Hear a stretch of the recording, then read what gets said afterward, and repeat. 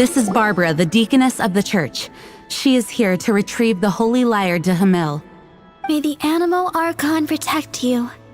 I'm not really in a position to speak compared to our acting Grand Master, but I still want to thank you all on behalf of all of Mondstadt for your assistance. Fortunately, everything was resolved peacefully. I can't imagine how an all-out war between the military and the dragon would have ended.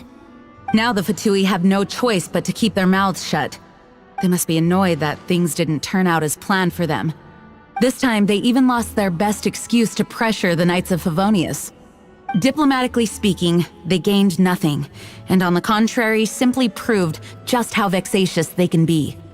Sounds like quite the story. So, did you bring the holy lyre with you? We cannot ask you to keep defending the lyre forever. The Seneschal has been pressing me for a while now. We, did bring it with us.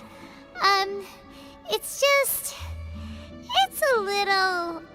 Oh, don't worry. I'm not here to collect rent. The church has always received special funding. The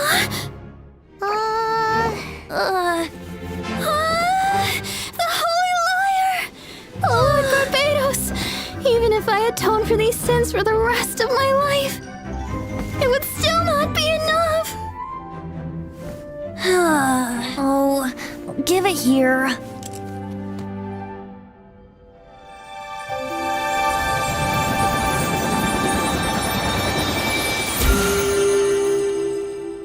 How could this Holy Lyre, but how?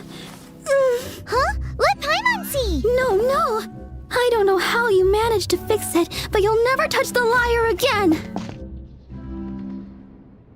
We, really should get going. That trick I used to repair the Holy Lyre. I mean, the magic I used isn't going to hold forever, you know. What? You tone deaf, Bard! Hey, don't go!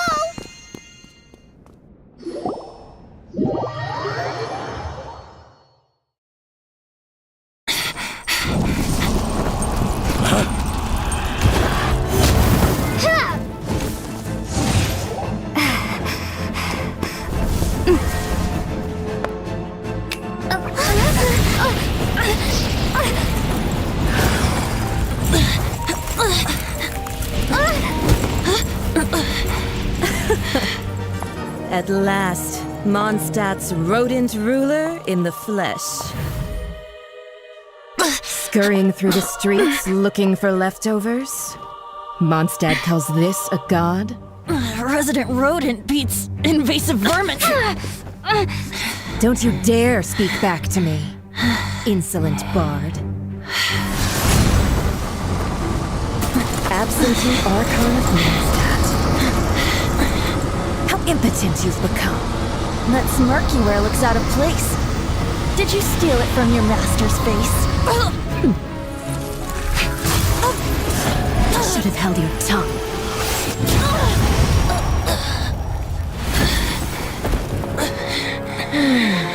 So, this is a gnosis. Wouldn't be caught dead wearing this ugly thing in public. Beauty is a waste when the beholder has no taste.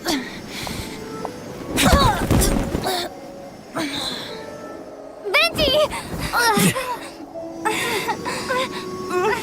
Well, we have what we came here for. Come, before our dear Favonian friends arrive. Leave nothing for them to find.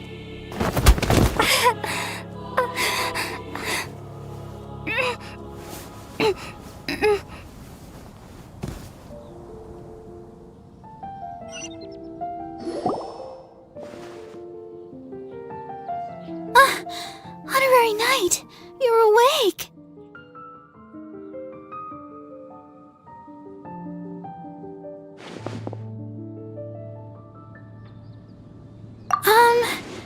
I wouldn't say he's alright, exactly.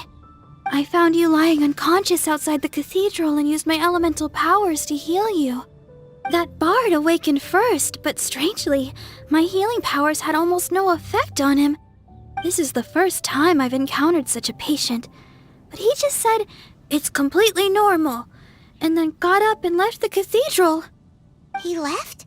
Already? Where'd he go? The symbol of Mondstadt's hero. That's what he said. I wanted to stop him, but Master Jean said to let him leave. How strange.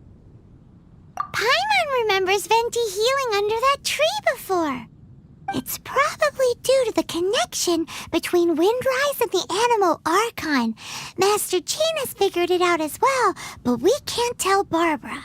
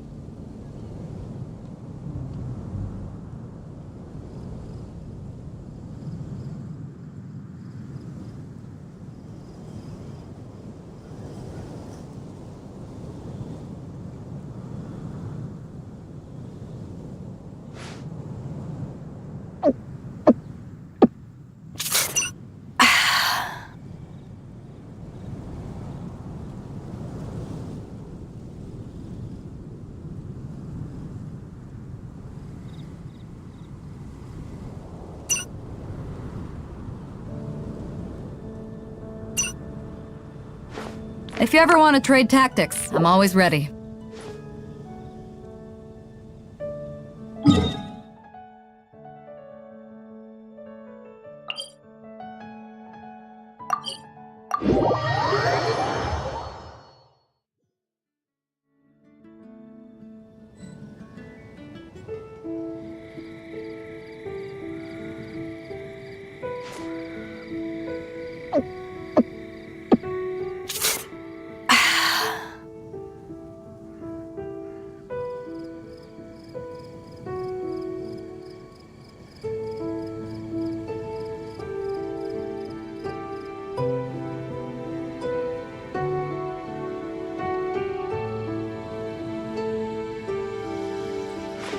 If you ever want to trade tactics, I'm always ready.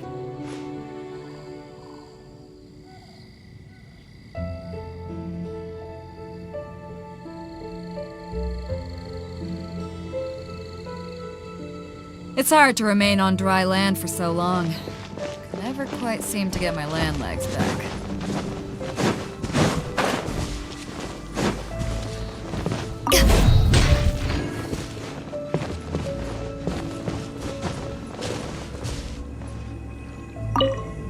The wind amongst the branches is good.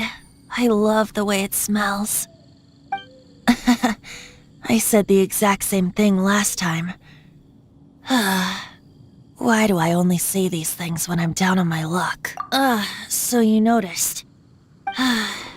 This isn't something I'm meant to discuss with ordinary people, but I suppose I can let you in on the secret.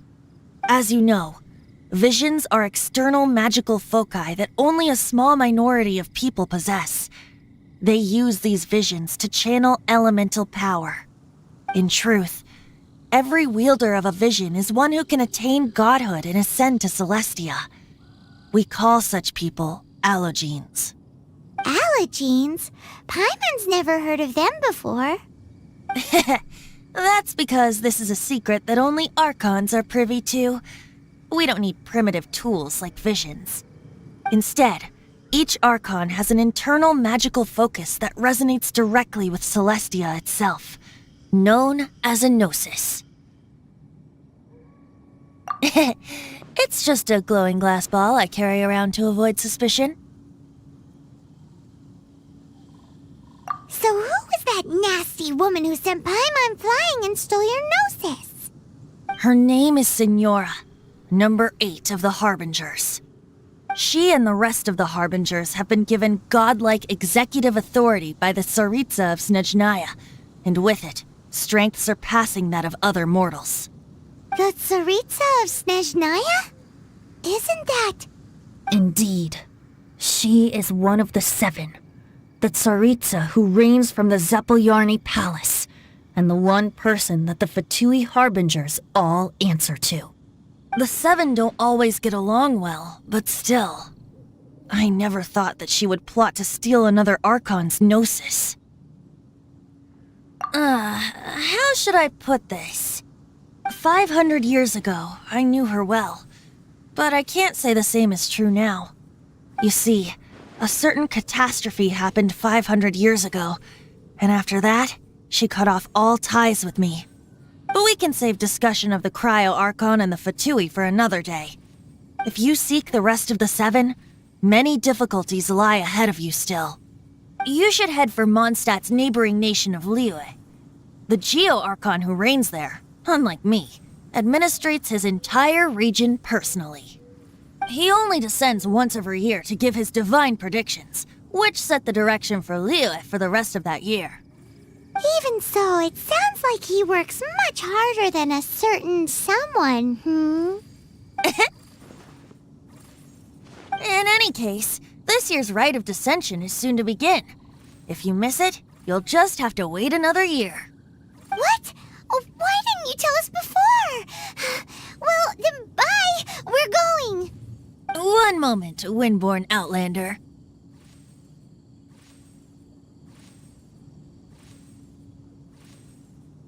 Yep.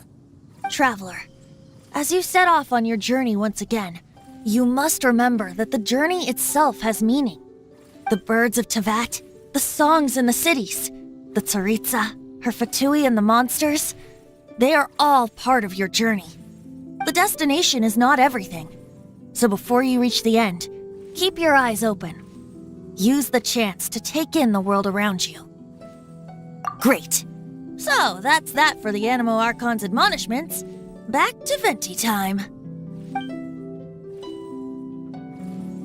If you want to chat, now's the time. A bard stays not always in a single clime.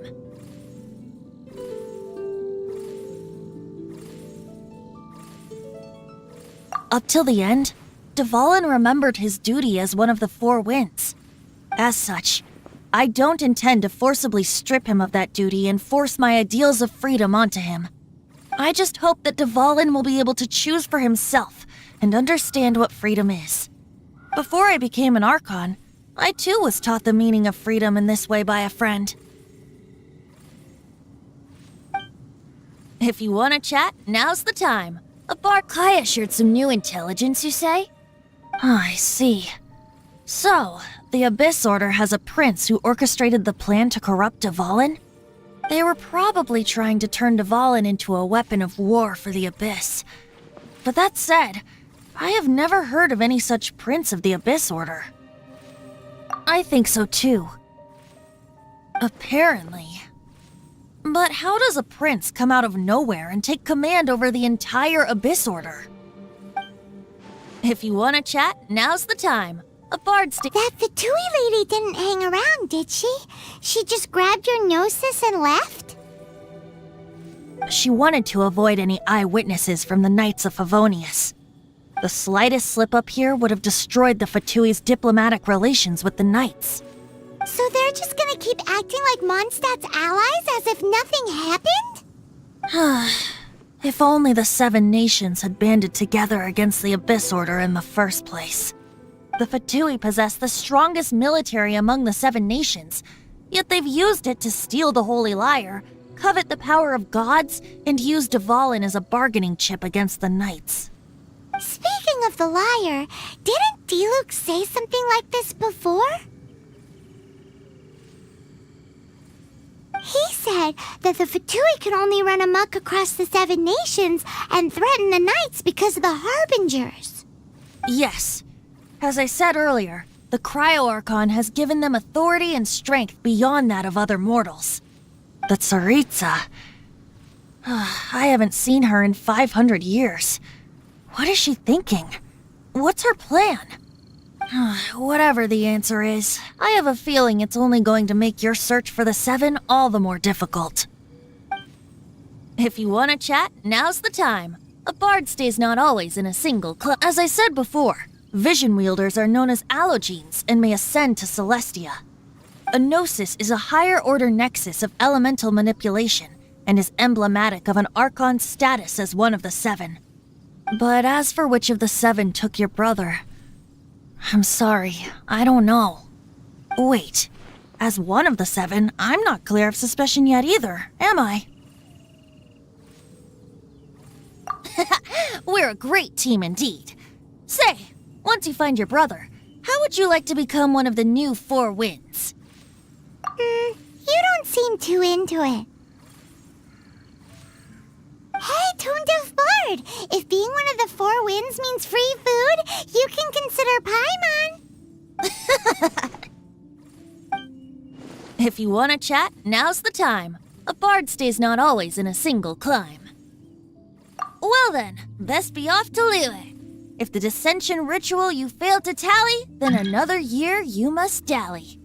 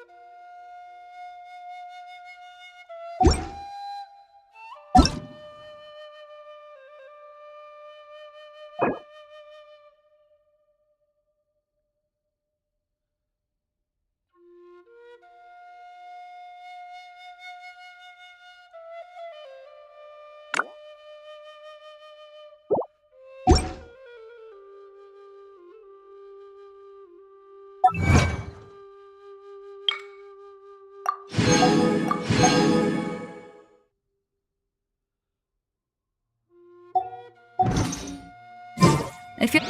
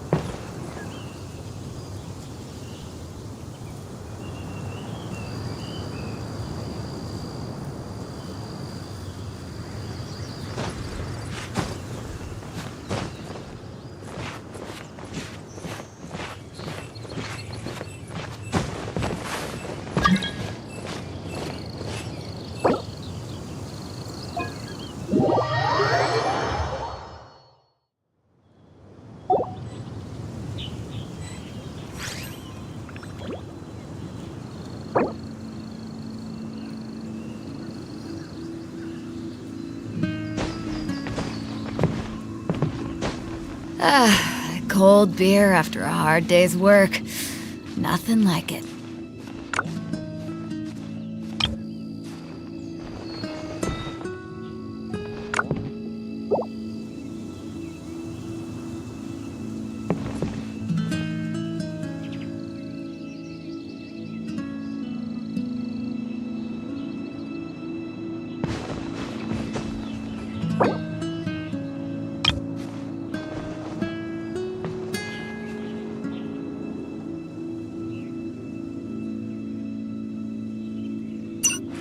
If you ever want to trade tactics, I'm always ready.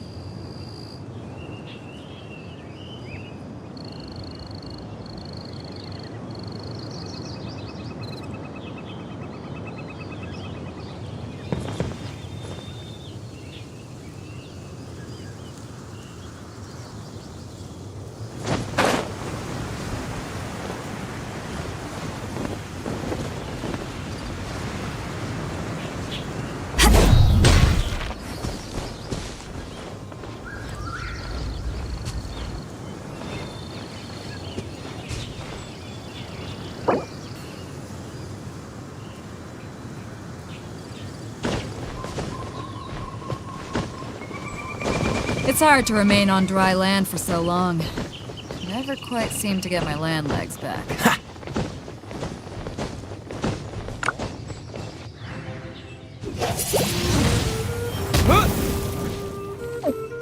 Cool it!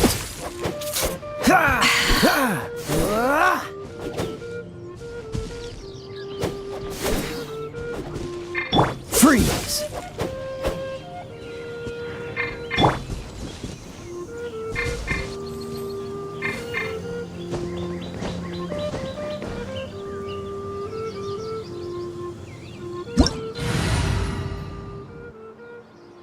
If you ever want to trade tactics, I'm always ready.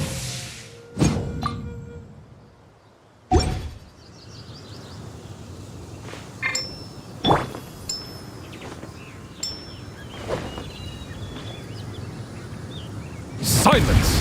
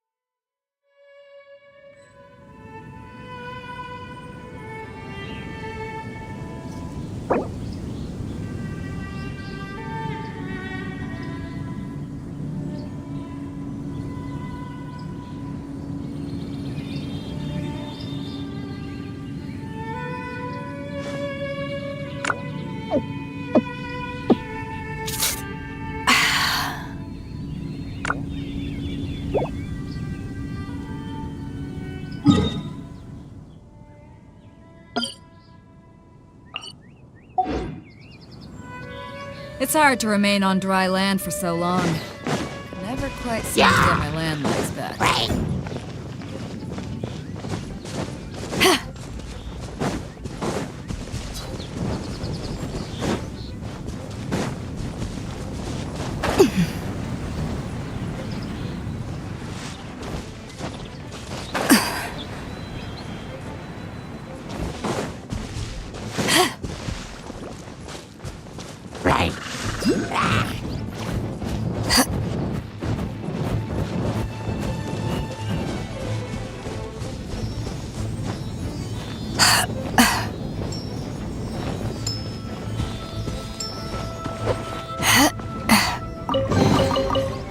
Where have you been hiding?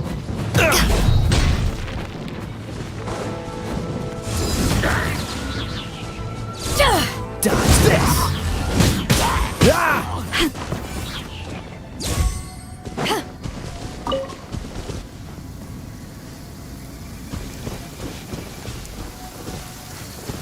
When stuck on a deserted island, rain is a precious source of drinking water.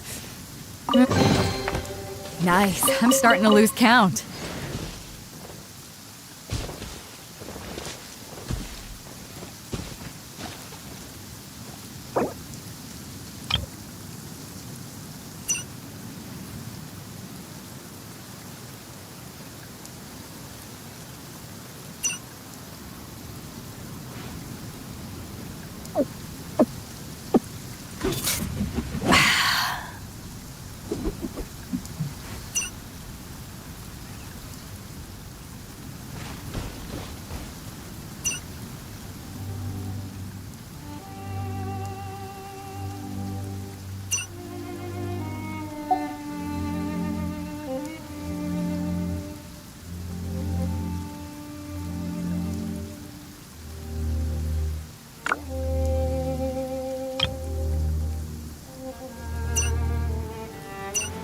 If you ever want to trade tactics, I'm always ready.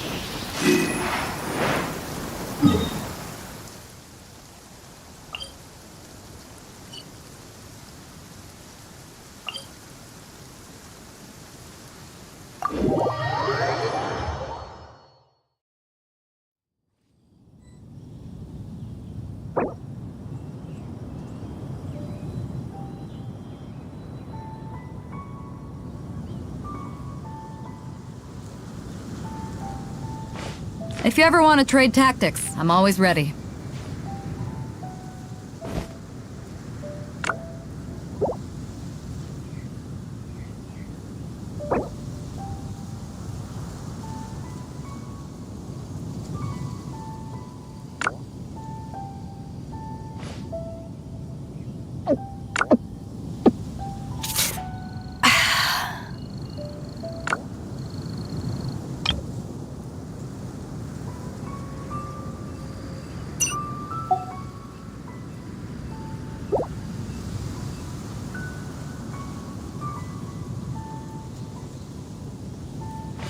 If you ever want to trade tactics, I'm always ready.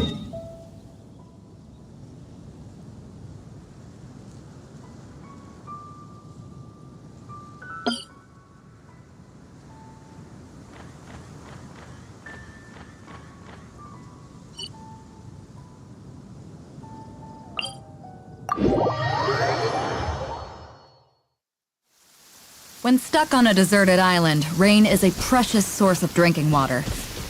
There's no need for it now, though.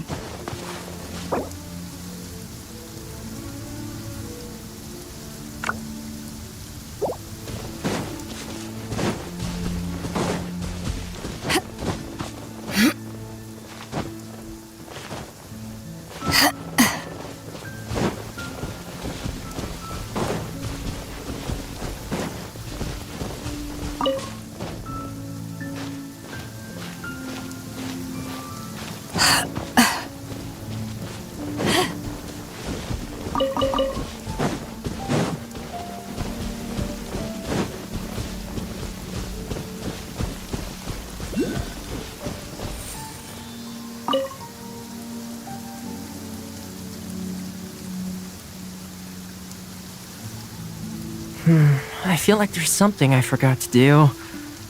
I tidied the courtyard, put the tea on. It's probably just my mind playing tricks on me.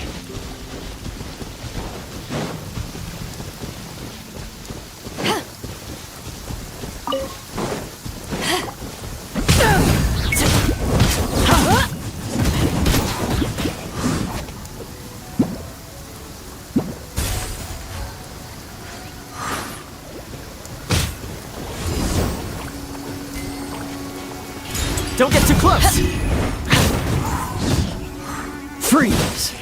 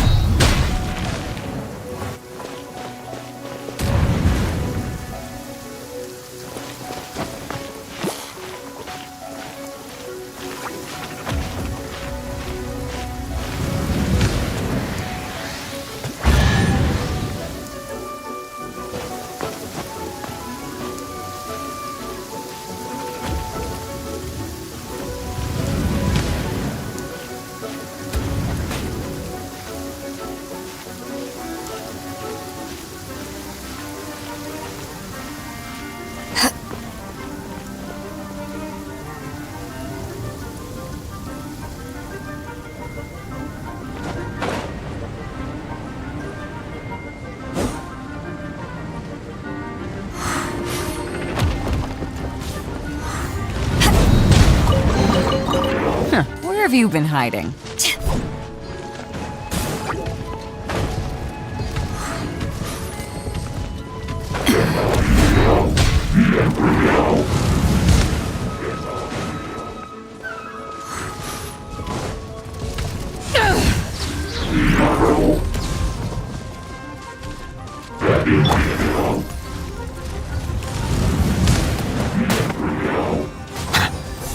Settle down! Here's backup! Don't get too close! Freeze! Bow your head.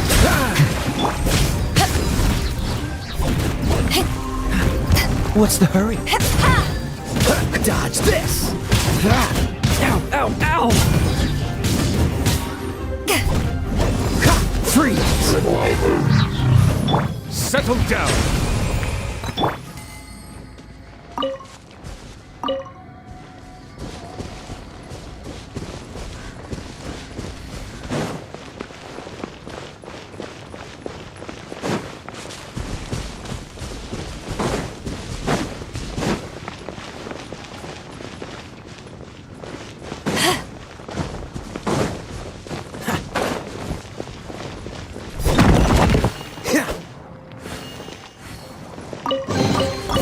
Nice. I'm starting to lose count.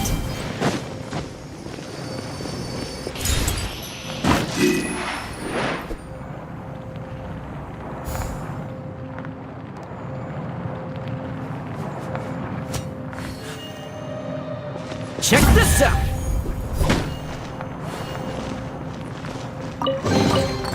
The more the merrier. First round's on me.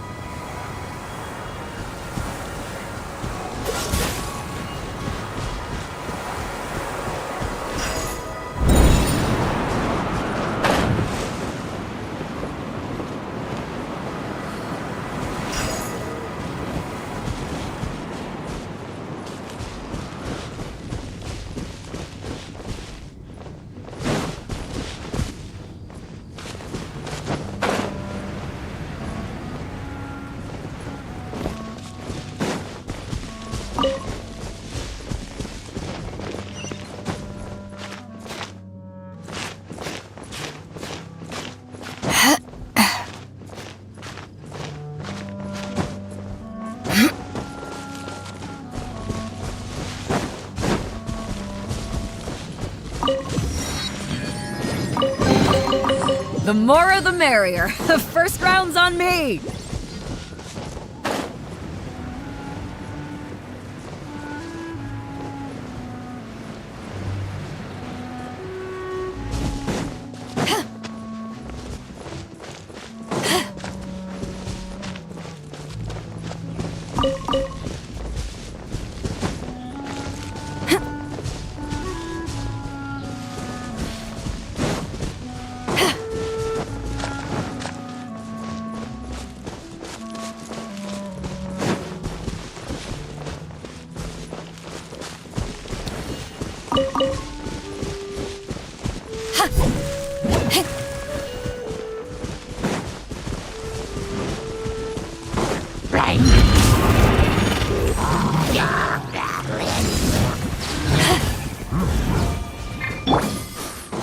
Bow your head.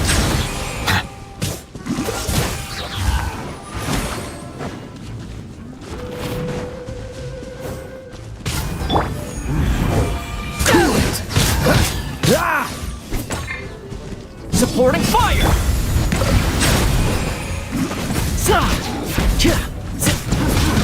Freeze!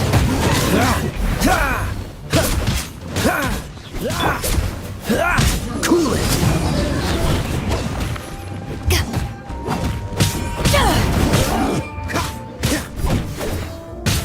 Dodge this!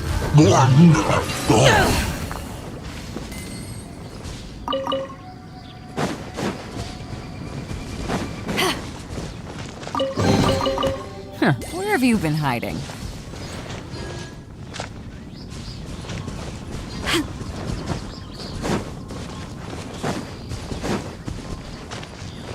Push your luck.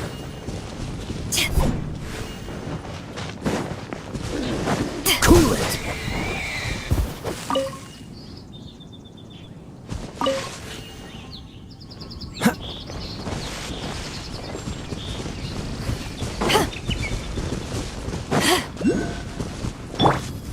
Freeze! Silence!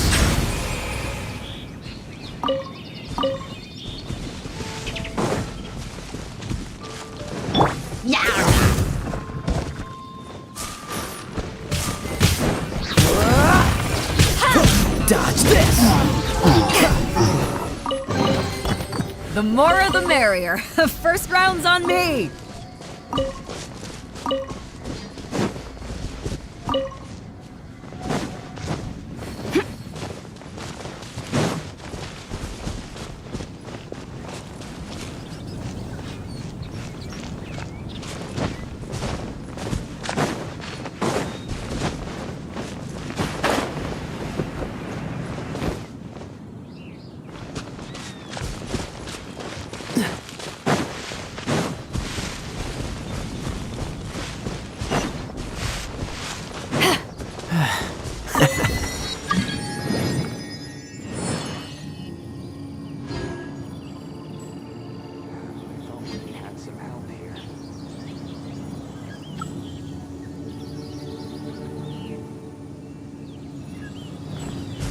If you ever want to trade tactics, I'm always ready.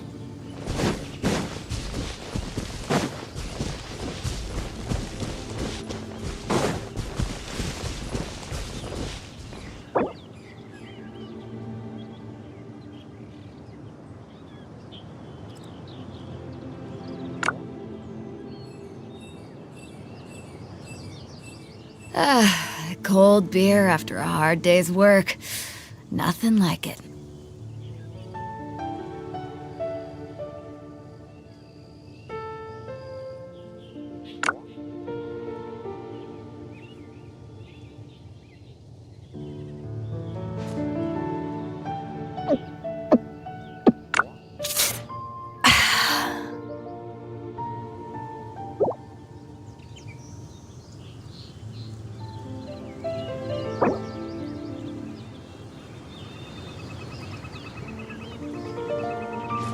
If you ever want to trade tactics, I'm always ready.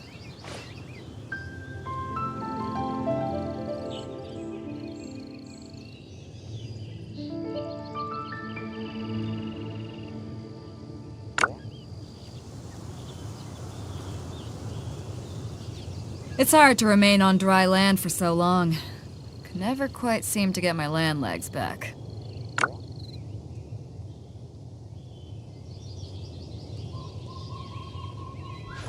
If you ever want to trade tactics, I'm always ready.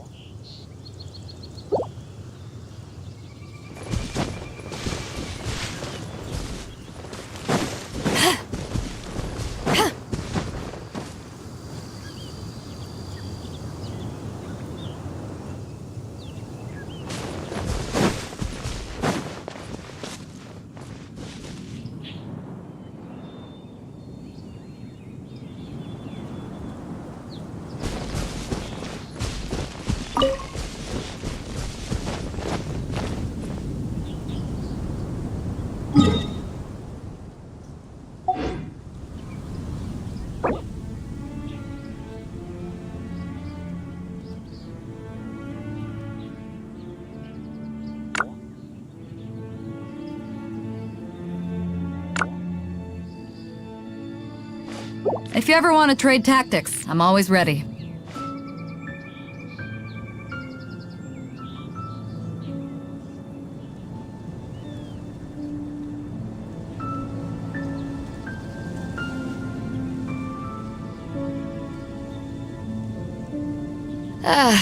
Cold beer after a hard day's work.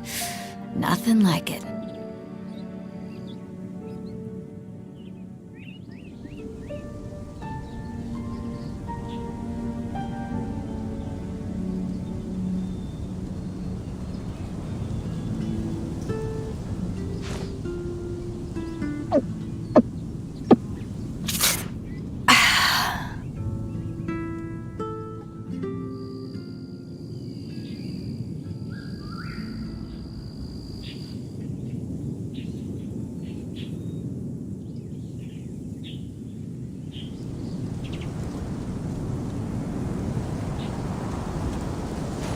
If you ever want to trade tactics, I'm always ready.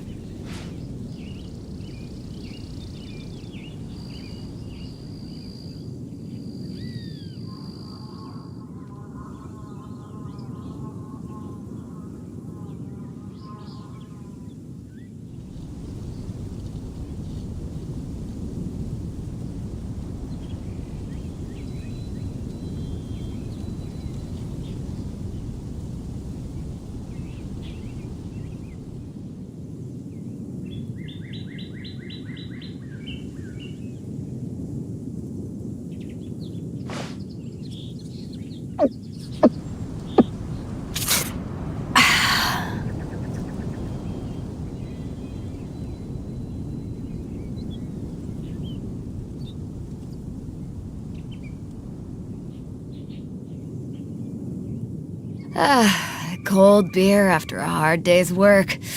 Nothing like it.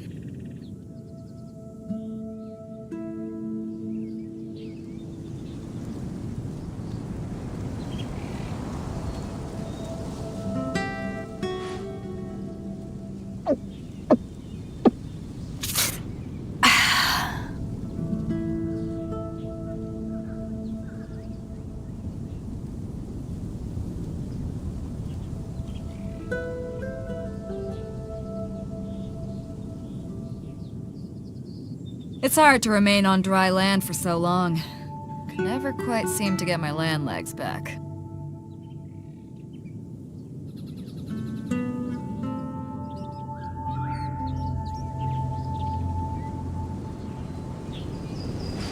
If you ever want to trade tactics, I'm always ready.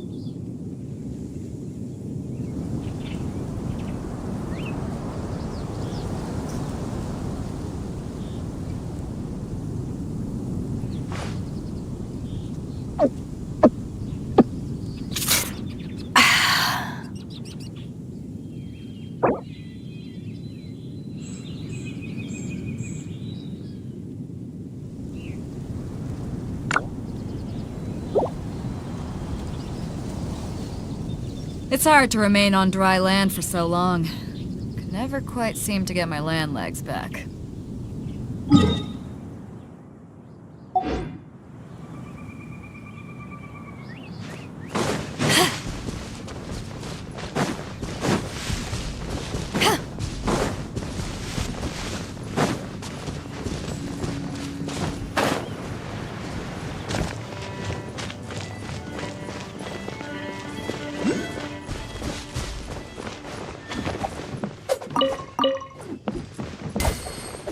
Sword is more than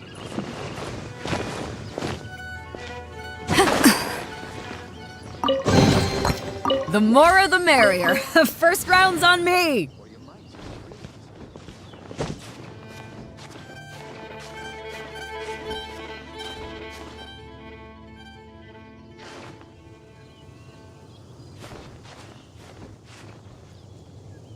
A single sword is more than enough.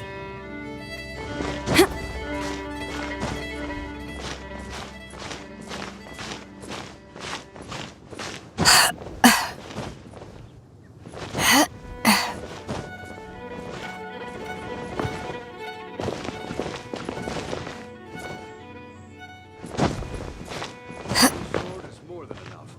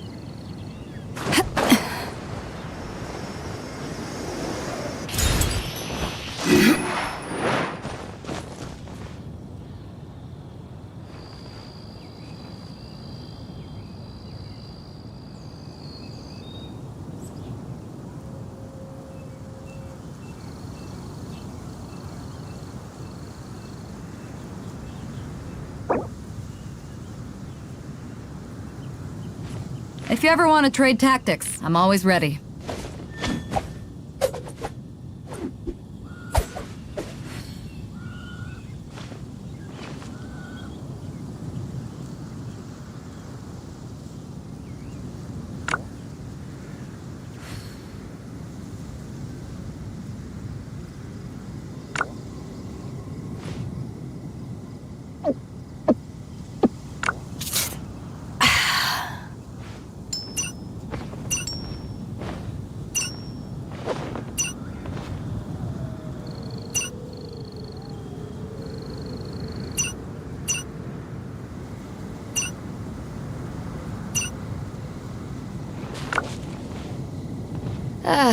Cold beer after a hard day's work. Nothing like it.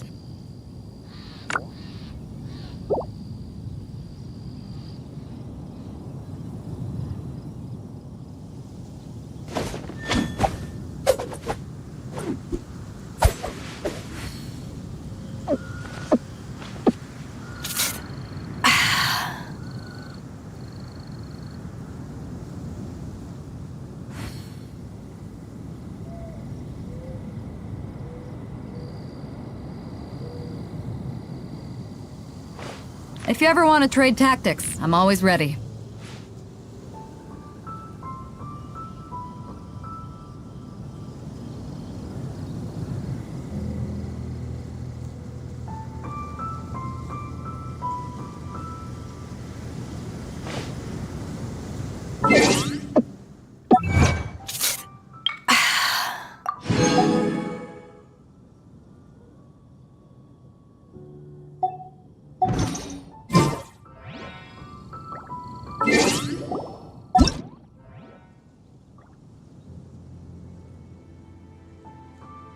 It's hard to remain on dry land for so long. Can never quite seem to get my land legs back.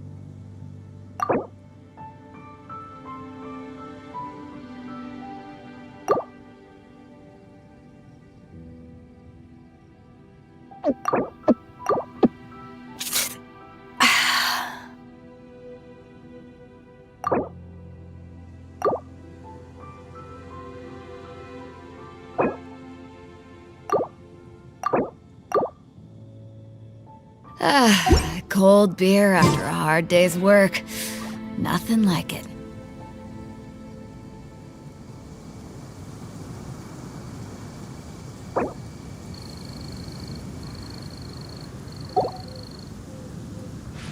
If you ever want to trade tactics, I'm always ready.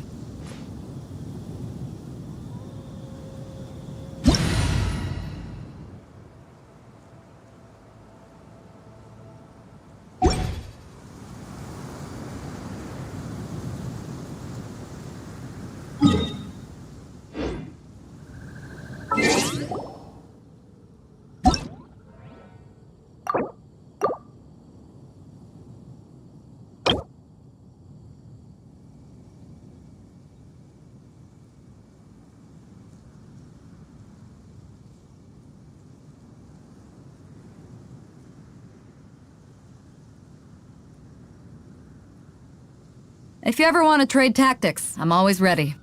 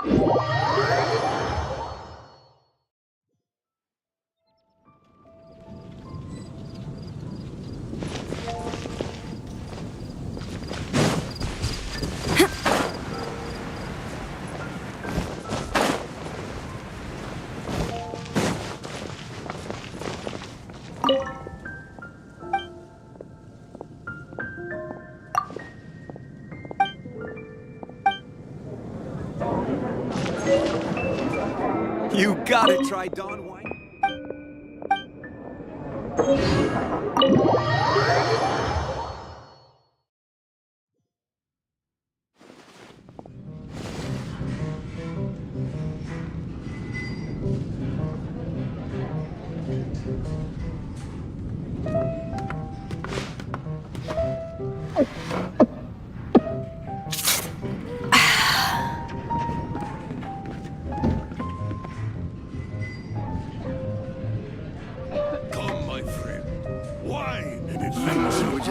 close friend. Can't give up.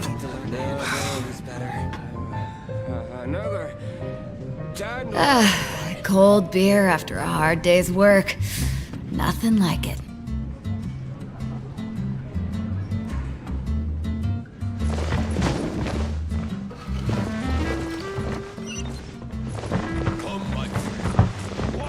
What would you like?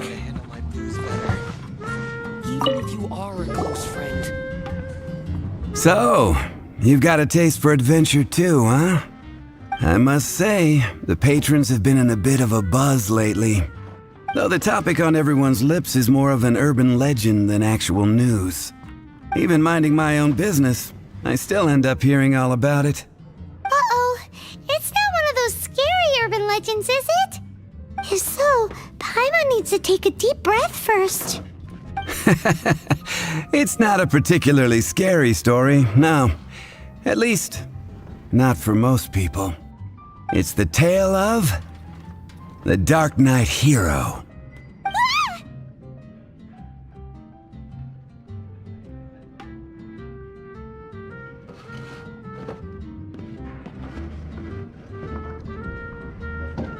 Huh? Did the bartender just say something? You weren't even listening? Anyway, the Dark Knight Hero. It is said that he appears in the middle of the night to fight evil and uphold justice. But to be honest, I don't have much interest in such rumors. Unless, of course, he can help take care of the more belligerent patrons after they've had a few too many. I would happily take that as proof of his existence.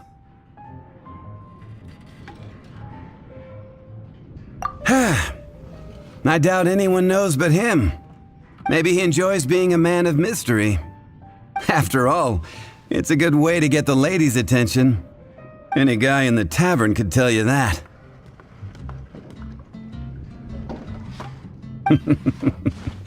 Anyway, that's more or less everything I know. If you want to know more, ask around in the plaza. I need to serve some customers. Dark Knight Hero. Seems like your standard cookie-cutter urban legend. But just a little darker. Wonder who it could be. Once you're ready, let's head out to the plaza and ask around.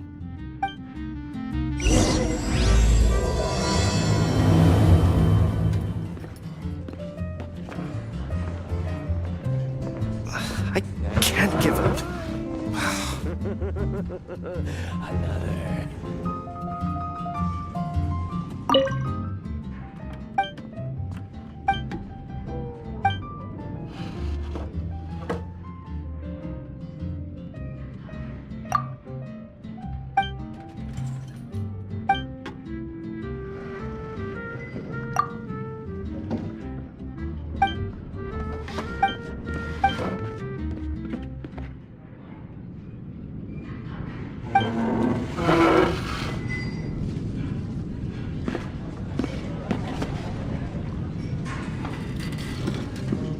Come, my friend.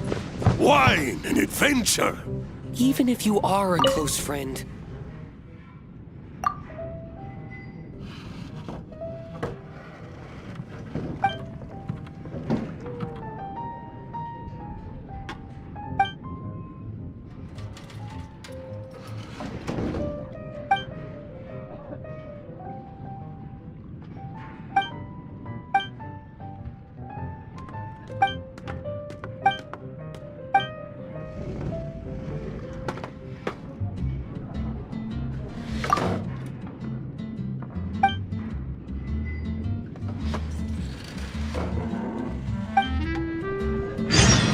What would you like?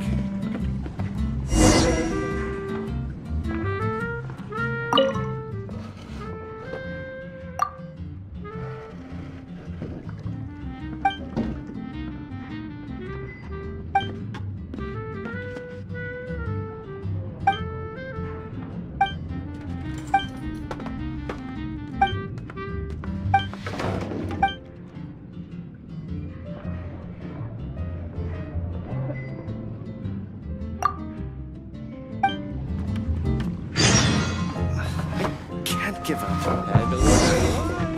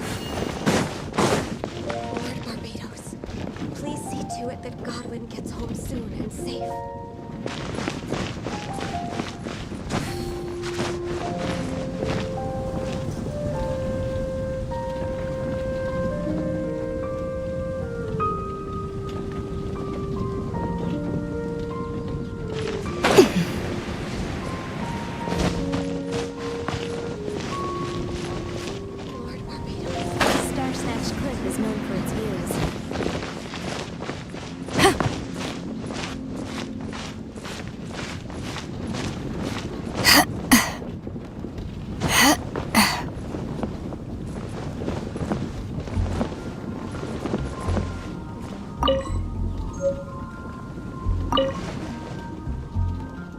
It's been getting quite busy recently.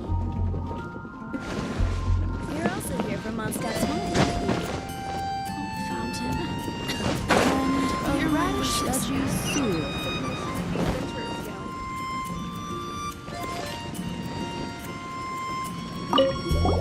You want to find out about the Dark Knight hero? Look no further. It's me! I am the Dark Knight hero. I'm joking. Don't take everything so serious. Jokes aside, I do think that the Dark Knight hero and I have one thing in common. What's that? It's the way he sticks to his principles. Coming out here night after night, fighting for justice, keeping Mondstadt safe. Wow, so you're a nocturnal vigilante too? No, I just mean he must be seriously rich. Why is that? People only start worrying about spiritual fulfillment once they have enough material wealth. It's the same in every hero story, isn't it? No, it's nothing like that. I just have too much time on my hands these days. Same difference. You are the boss of the Cat's Tail after all. Why don't you ask the guards at the city gate? They do night shifts all the time. They must know something.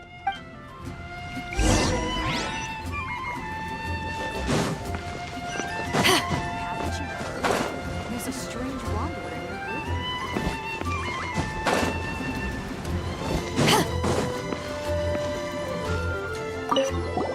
You want to know about him? In fact, I'm one of the few who has seen him with my own 2 eyes.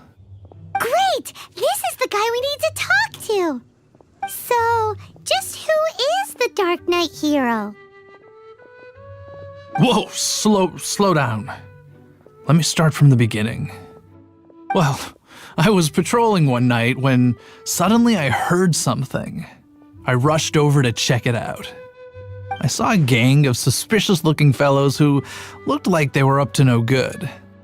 So I quickly hid. Hid? You're supposed to be a guard. That was when he appeared.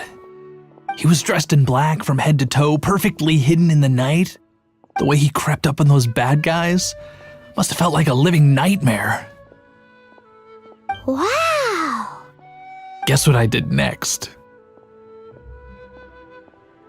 I wasn't the bad guy, why would I need to run away? Still, I did leave the scene. I didn't want to be a nuisance to the Dark Knight hero. So instead, I headed to the Knights of Favonius' residence. Correct. I thought surely someone with such a strong sense of justice and who voluntarily protects Mondstadt is exactly the kind of person you'd find in the Knights of Favonius. But it seems I was wrong. I checked everywhere, and there were no signs of anyone having left the building. So you're saying whoever it is can't be from the Knights of Favonius after all? Yes. But I just can't understand. Why would someone like that not want to join the Knights? I'm sure they would warmly welcome someone of his abilities. So, the point you're trying to make is you don't know who the Dark Knight hero is either? Hey, don't be like that. At least by talking to me, you've ruled out a few more people. Anyway, try asking at the flower shop. I heard a girl there's been talking about the time you rescued her.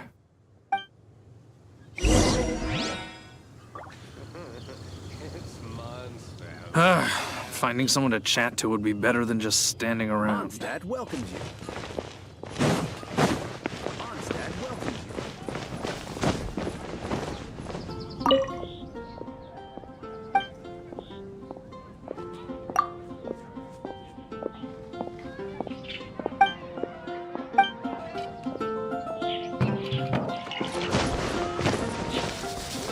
What's wrong? Why can't I get him out of my mind? Hello? We'd like to ask you about the Dark Knight hero. My hero? Oh, sorry. Just hearing his name gets me lost in thought. Hang on, how did you know who I was talking about? Is it that obvious? Oh no, what am I going to do if Master Diluc ever finds out? Huh? What's Diluc got to do with this? Well, I guess I might as well spill the beans then. I used to think Diluc was the one for me. But ever since the time I was rescued by the Dark Knight hero, I just don't know anymore. Wowee! You saw the Dark Knight hero? For real? What's he like? It all happened so fast. I was so scared. All I remember is seeing a flash of fire. But I felt safe. I only saw his silhouette, but it felt so familiar.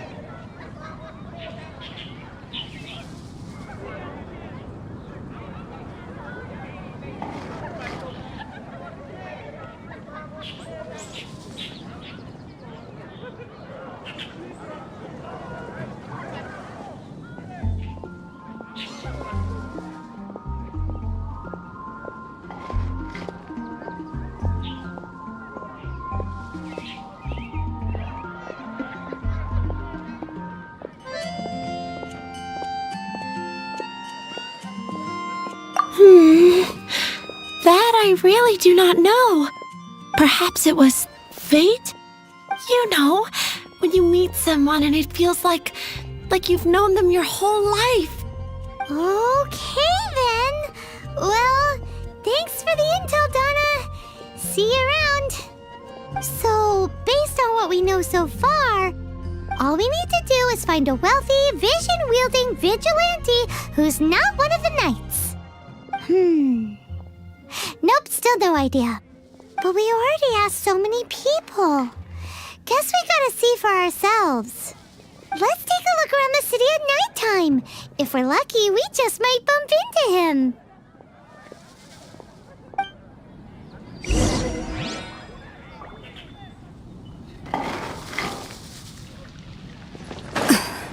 Dandelions? Fresh fruit, only at Quinn's Fruit. Just one.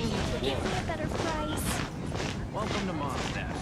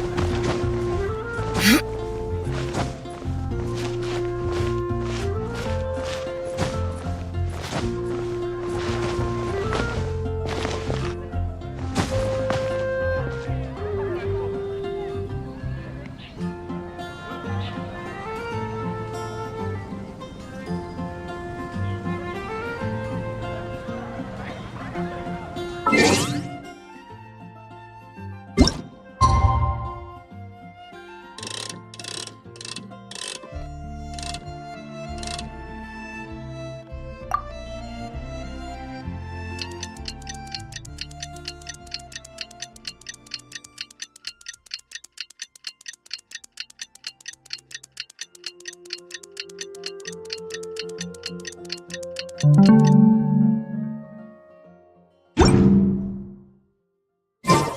getting dark! Let's stick around Mondstadt. Maybe if we're lucky, we'll meet the Dark Knight hero!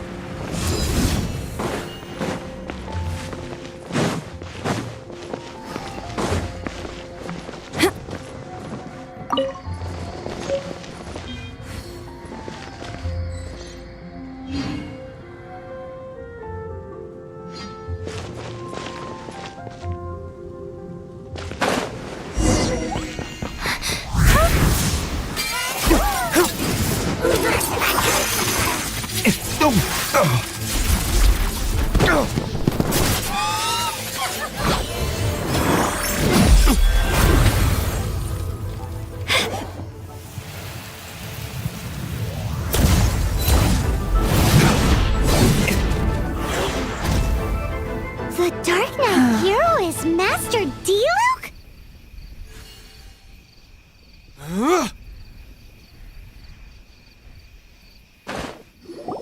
After managing to steer clear of the guard's patrol route, I never anticipated I'd run into you instead.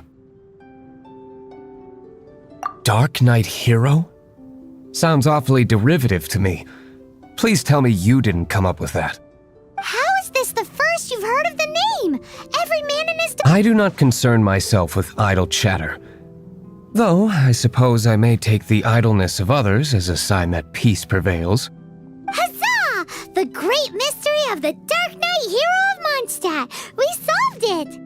Now then, Mr. Dark Knight hero. Please stop calling me that. Seriously, it makes me uncomfortable. Not surprised. It's the stupidest superhero name Paimon's ever heard. You should come up with something more original. Like... Captain Pie... Pie? Captain Pyro! Tell us, Captain Pyro, what happened here today? It was the Abyss Order. Them again? I don't know what the devil they're plotting this time. It seems they're performing some initial reconnaissance. Considering that I've proven myself to be one step ahead of them on countless occasions, their persistence is unusual.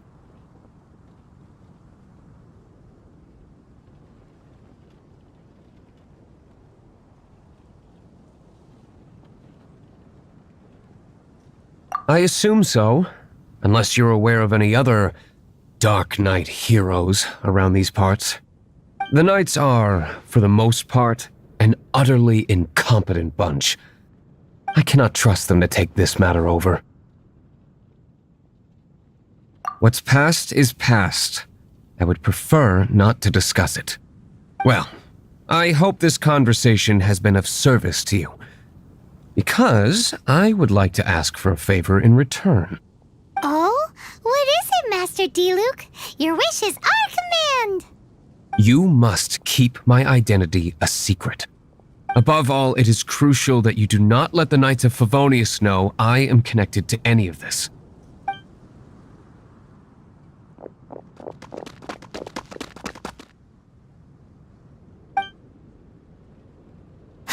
What's that sound? Yikes! Have the Abyss Order sent backup already?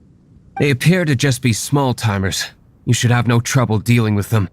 I cannot afford delays on account of a few lackeys. I shall have to let you take care of them. Remember, don't tell a soul.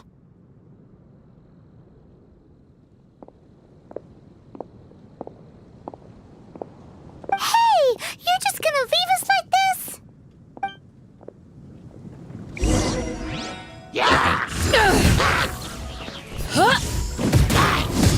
Bow your head.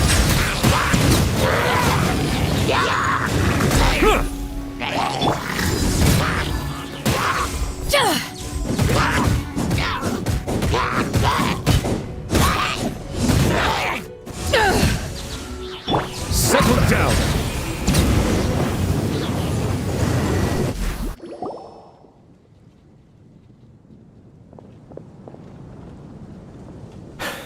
Greetings. I thought I heard something, so I came to check it out. Did you see anything out of the ordinary? Nope. Nuh-uh. Not here. Nothing. Zilch. Unless you're looking for the Dark Knight hero, in which case... The Dark Knight hero? You saw him? Oh, the Dark Knight hero is, her! You! The hero who safeguards Mondstadt from the shadows. On behalf of the Knights of Favonius, I thank you for your service to this city. It's nothing. Really, you're too kind. Wait a second. Aren't you the traveler that just arrived in the city? Rumors were circulating about the Dark Knight hero long before you ever arrived here. Oh, Why would you lie to me about that? Never mind. You don't seem like bad folks.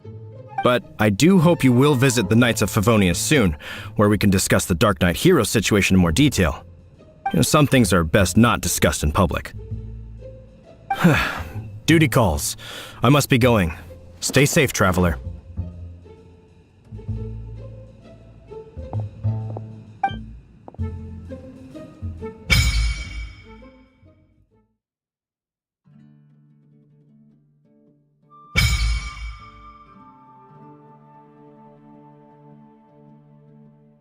apparently, Mondstadt and Leela are organizing a joint event? That's pretty cool! Wonder what occasions brought them together? Seems like Huffman has something he really wants to say to you about the Dark Knight here. Let's ask around and see if we can find out!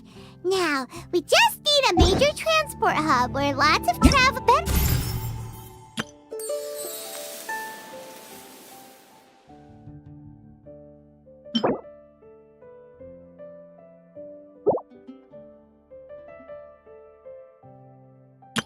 Everything's ready. Let's go!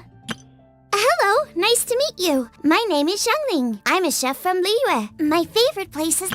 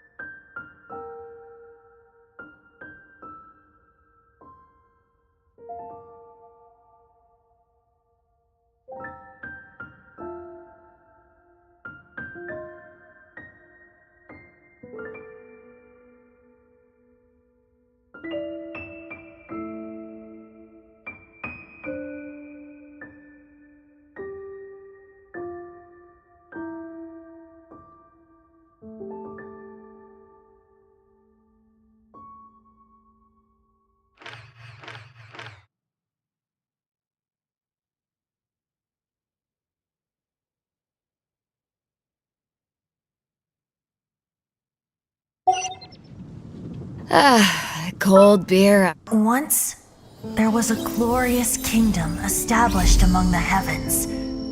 From that kingdom came a crowned heir, tasked with seeking out the Genesis Pearl from the kingdom of darkness. The first crowned heir began her journey of seeking the pearl.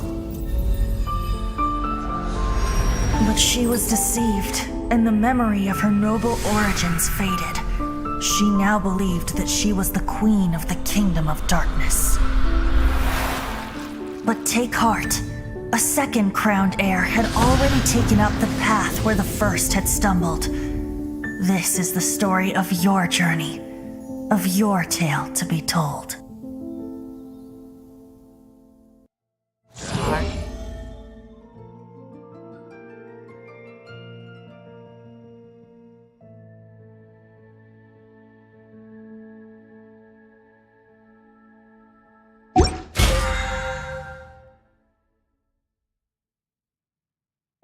Work. Nothing like it. Oh! Got it! 1, 2, and...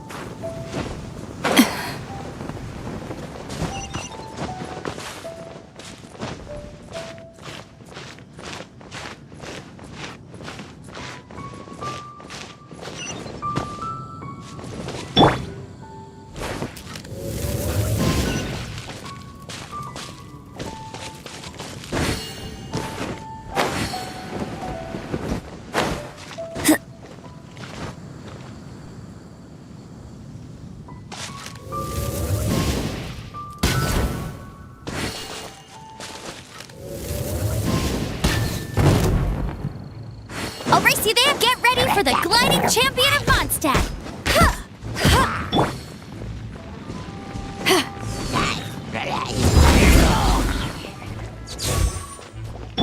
Silence!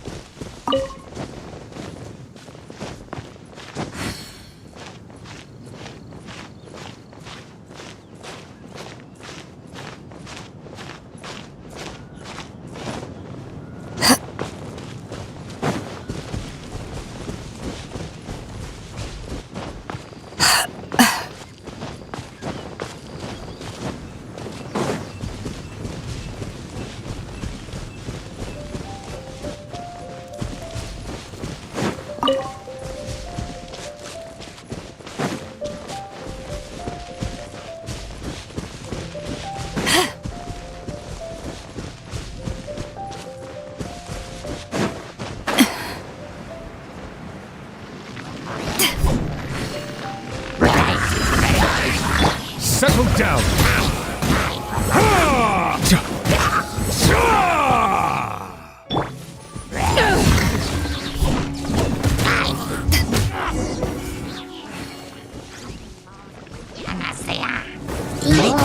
Bow your heads.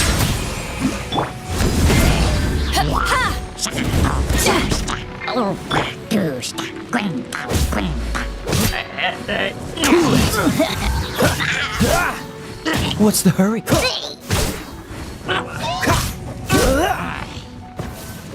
Freeze!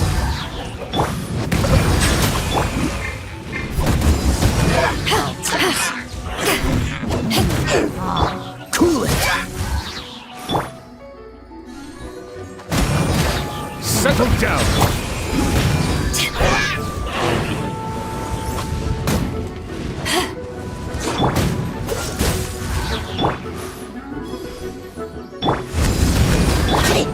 Silence! Freeze!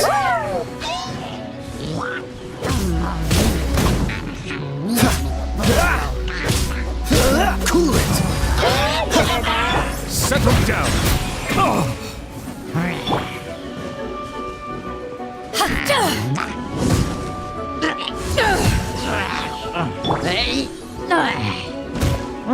When the tide comes in, I shall return.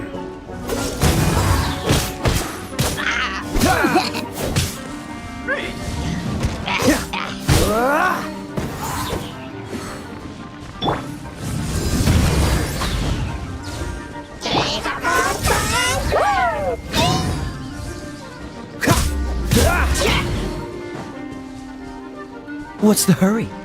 Dodge this!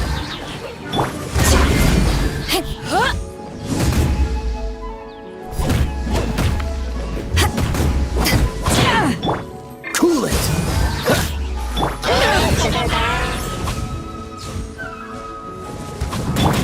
Dodge this!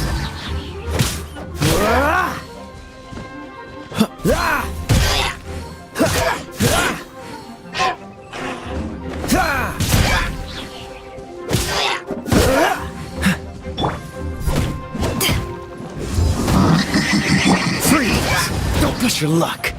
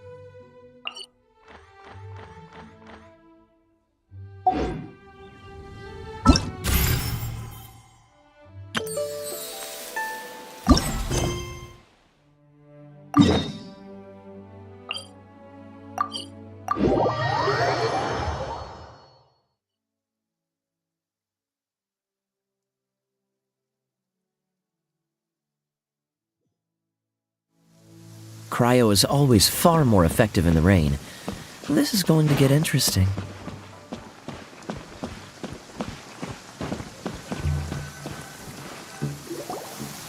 Looks like you're having fun. What's the occasion this time? Oh, do I spy a traveler and a Paimon? We were just talking about you. This is more serendipitous than finding Mora after face planting on the road. It's been too long. I'll bet you have some thrilling new tales from your journey to fill me in on. I can see it in your eyes. Excellent! I knew I could count on you. What were you talking about before we got here? Something fun? Or something delicious? We were talking about one certain traveler and how two's company but three's a crowd, as the inseparable duo tore around to that, making 4 friends here and 5 more there, often at 6s and 7s as they brave the lakes and seas, collecting pieces of 8 and countless other treasures. They clearly must have 9 lives. Wink, wink. Let's hope they have less than 10 deaths. What the? It just gets worse and worse. Shortly, you may attend a grand banquet at Stonegate. All will be dressed to the nines for majestic food and fine wines. And after 8 long drinks and 7 shorts, they'll each write 6 lines 5 times. You've been to all 4 corners of the world, so in 3 short seconds, can you guess from these 2 stanzas of 1 speech each what this event is about? Correct! It's a poetry gala, and Mondstadt and Liyue are hosting it together. Do you still remember the promise I made to the distinguished director Who here during the Lantern Rite? Oh, something about writing poetry together? That's right. At the dinner table that night, I just knew this young bard was a rare talent with exceptional taste. You know, it's rare to encounter such a kindred spirit. And now, I've finally seized the chance to collaborate. It took me much trekking across the land to petition Eugene Terrace and contact the Knights of Favonius, but eventually, in the spirit of friendship and poetry sharing, I managed to successfully organize the neighboring nation's congenial poetry gala. Bit of a weird name. Liyue's poetry is known far and wide, and Mondstadt is the city of wine and song. With 2 nations teaming up, it'll be double the fun, and a great chance for people from both places to get to know one another. Hu Tao and I will be the co-hosts for this poetry gala. Of course, I haven't studied the various forms and formalities of Liyue poetry for very long, so please forgive my dreadful performance just now. Not at all, Venti. You followed my lead most excellently. You flatter me. Well, this sounds like fun. Let's get involved.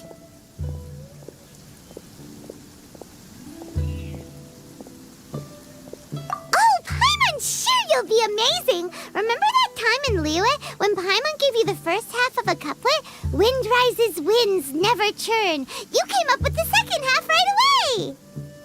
Oh, looks like someone's got a knack for this. Perhaps we'll have to raise the difficulty a little. Alright, so basically you guys are here to discuss the activities for the poetry gala, right?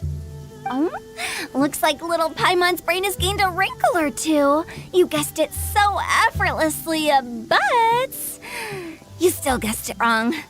Huh? Wait, Paimon guessed wrong?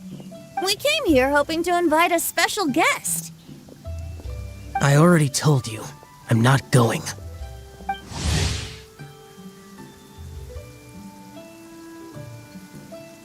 Wow, you're here too! Never having penned a verse myself, how could I hope to judge the poetry of others? Besides, afflicted with karma as I am, the raucous atmosphere you are cultivating is precisely the kind which I must avoid, as you well know. Hey now, there's a first time for everything, right? We all start from itsy bitsy spider, but give it a shot and you'll be wandering lonely as a cloud in no time. And you don't even have to join us in person if you really don't want to. You can just watch the party from a nearby mountaintop and cheer us on. But at least head down and take a look first. It's right by the inn, and there's plenty of fun activities to get involved with. It can't hurt to take a quick walk and check things out. Besides, with the renowned traveler here, what is there to fear? I'll consider it.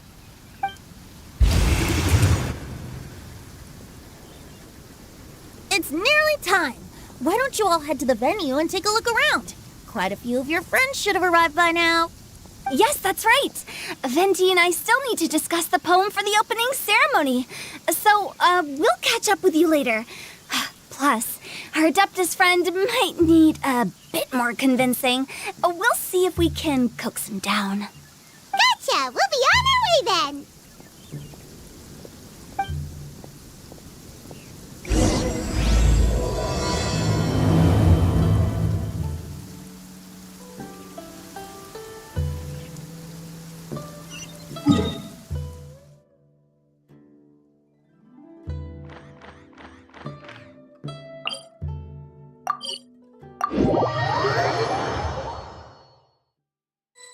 Wow, it's so lively! Didn't think there'd be so many people here already. And a lot of them are familiar faces. Let's go say hi.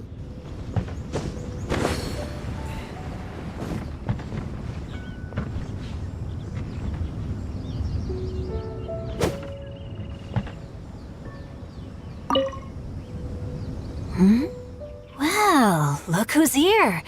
This poetry fest seems to have attracted talent of the highest caliber.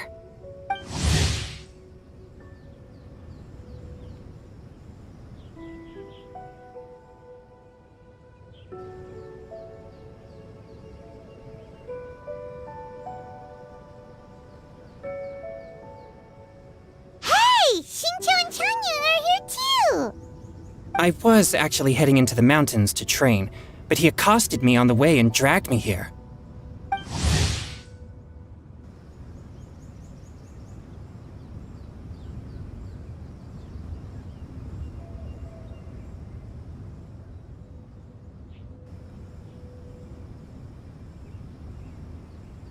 Oh, how your words wound me.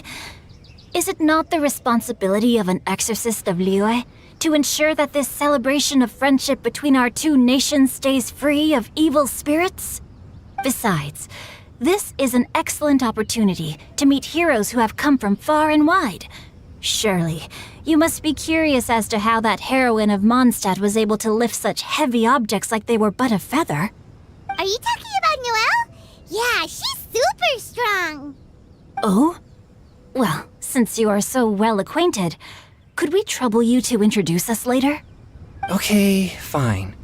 But don't forget to help me with my investigation like you promised. That's the only reason I agreed to come at all. Huh? What investigation? Naturally, I could never forget such a thing. My word is my bond. Relax, dear Paimon. All will be revealed in time. Okay.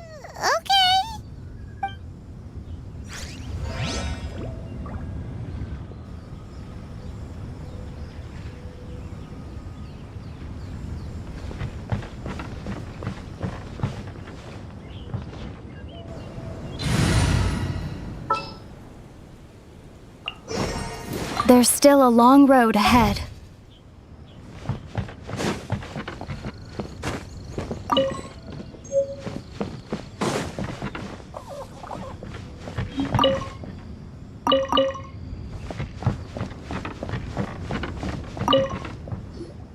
Diona! Traveler in Paimon? I didn't expect to see you here.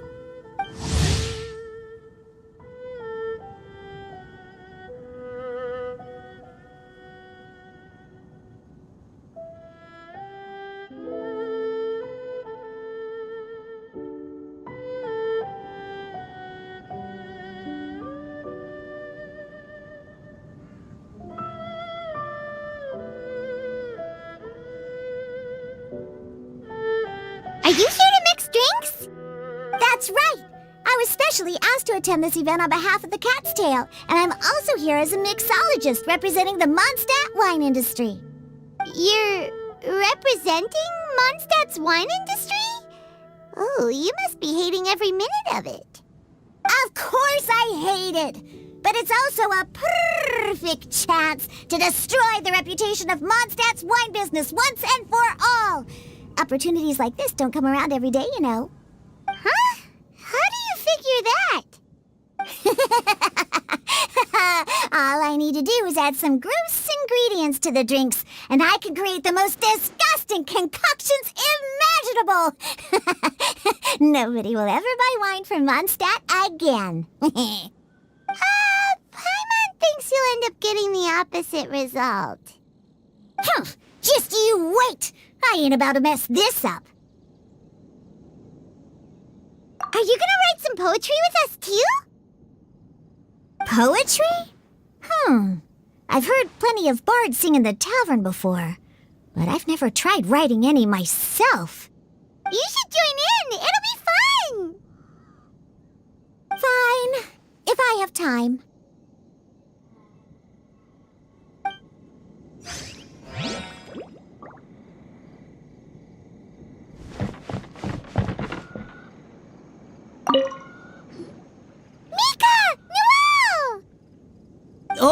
It's the Traveler in Paimon!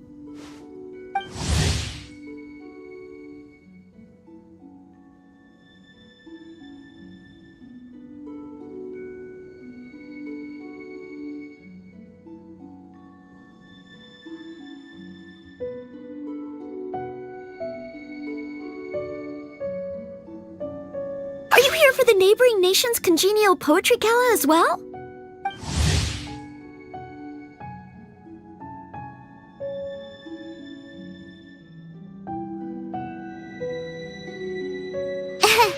You said that with a straight face? Is Paimon the only one who thinks it sounds weird?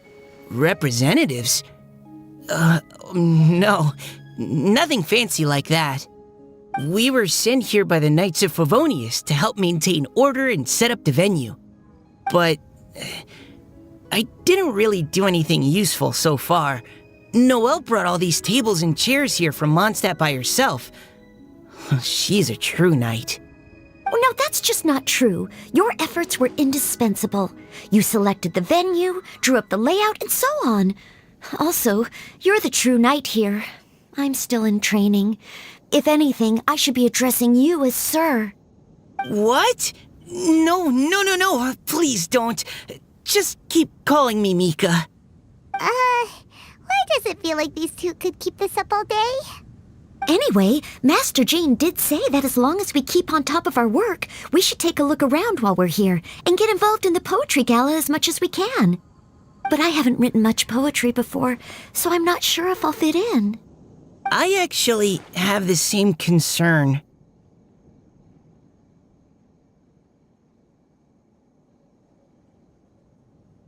Yeah, plus, you won't be alone. We're joining too. The Traveler's a really good writer, you know. Really? In that case, we'll try our best too. Perhaps. The challenge of writing poetry is a rite of passage that all who wish to qualify as a knight must eventually face. Paimon wouldn't go that far. But anyway, no backing out now. See you soon! Sure. Maybe you can teach me a thing or two. Oh, Mika beat me to it. I was gonna ask for help too.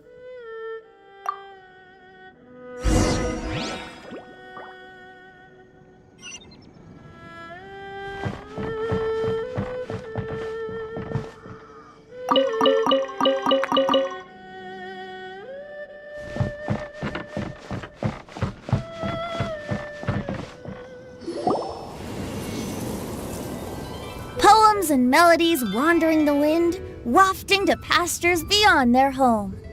Two greedy fishies struggling to swim. They ate so much that they're starting to groan. Animal crystalfly draped in gold robes, a bright little light from that glazed lantern glows. Benches pinch the rice and scoot while the boars of the forest anxiously root. Welcome one and all to this festival of poetry, jointly organized by Lua and Mondstadt. Or, in full, the neighboring nation's congenial poetry gala. We're your hosts, Liyue's verse-monger of the darkest alleys, Hutao. And Mondstadt's liquor-loving lyricist, Venti the Bard. The purpose of this event is to promote friendly poetic exchanges between our two nations. So please, have fun, talk to other people, and make some new friends. If you're here, you're our guest, so please enjoy this poetry fest. I'd also like to reassure everyone that this event welcomes people of all skill levels, from first-time rhymers to seasoned songwriters. If you ask me, the most important thing you can bring to writing poetry is authenticity. That means reaching deep down to all the thoughts and feelings you usually hide away or struggle to express, and putting them into words, just right from the heart in whatever form you like. To help everyone really cut loose and enjoy themselves to the fullest, Venti and I have carefully prepared 3 themes to be revealed over the course of 3 days. Let's get right to it. The first theme is Riddle Me This. Solving riddles, huh? Interesting. It's actually a pretty good choice for a warm-up activity. Whew. I'm glad they're not making us write sonnets or something right at the start. Does everyone see the lanterns hanging around the venue? These have been specially prepared for the riddle game. Simply write down your riddle and hang it on a lantern. Then Venti and I will select a few to pose to the crowd, and you will try to solve them. We'll now give you some time to write down and hang up your riddles. Feel free to walk around and talk with the other contestants to get the creative juices flowing. And remember, whoever guesses the most riddles correctly will get a prize. And with that, the neighboring nation's congenial poetry gala has officially begun.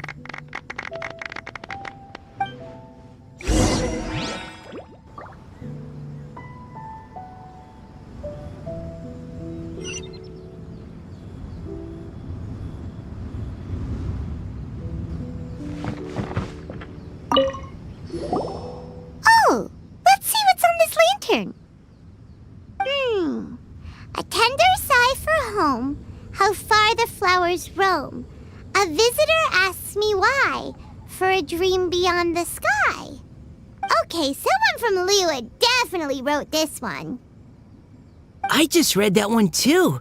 Liyue's poems seem pretty difficult to grasp. Dreams? Sky? Is it talking about some kind of bird? So it means something like, this thing's really far from home. It's in a vast area, and it's flying really high. Is that it? Oh, you're amazing, Paimon! Oh, it looks like I still have a lot of learning to do. It's nothing, really. Once you've spent enough time in Liyue, you just sort of pick up on these things. Oh, I know exactly what you mean.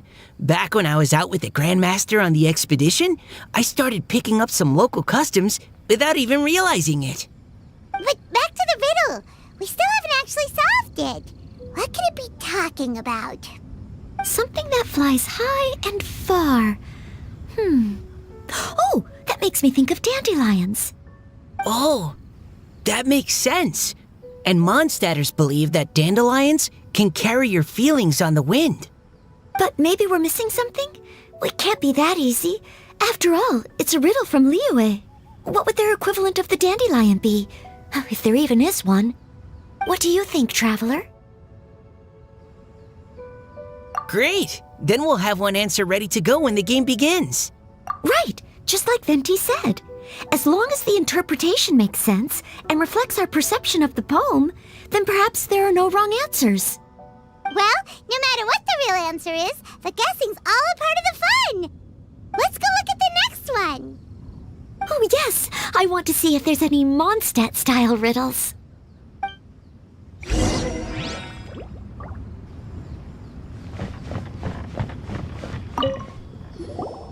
This one says... Oh, this handwriting is just awful. I have 4 corners like a square pancake, but I'm stuffed and seasoned and carefully baked. I pass through the lips 1 piece at a time. The more you consume, the broader your mind. Oh, wow, Paimon's drooling from that one. Is there really a food that can make you smarter? Paimon's gotta try that. Oh, Paimon. You have to look past the surface-level meaning with riddles, or you'll fail to plumb their depths. Huh? So have you got any ideas, Shinjo? Well... Xingqiu just hung that riddle up a moment ago. Oh, so this is Shinjo's riddle! You know, Paimon was expecting you to write something a little more... elegant. This festival is about building friendship and mutual understanding. With so many friends from Mondstadt present, I thought I'd try writing something more accessible and less flowery, so that more people could enjoy it. Hey, not bad! So, buddy, does that mean you can tell your old pal Paimon the answer on the sly, or...? Not a chance. You'll have to wait for the answer to be revealed, just like everyone else. Ha! Meanie! If that's how you feel, why don't you try and stump me with a riddle of your own? Maybe Paimon will! We'll Traveler, you'll help Paimon come up with a riddle, right? Ha! At least you're nice to Paimon. Then I look forward to seeing the fruits of your literary labors. Ha! Prepare to get stumped!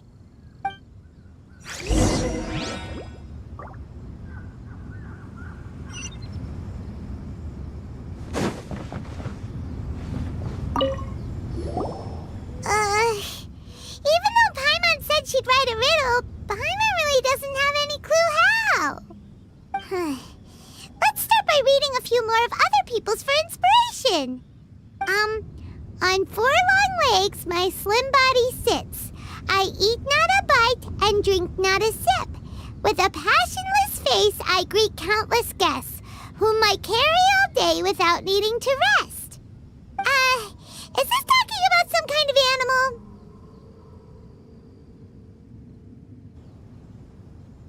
It's a chair.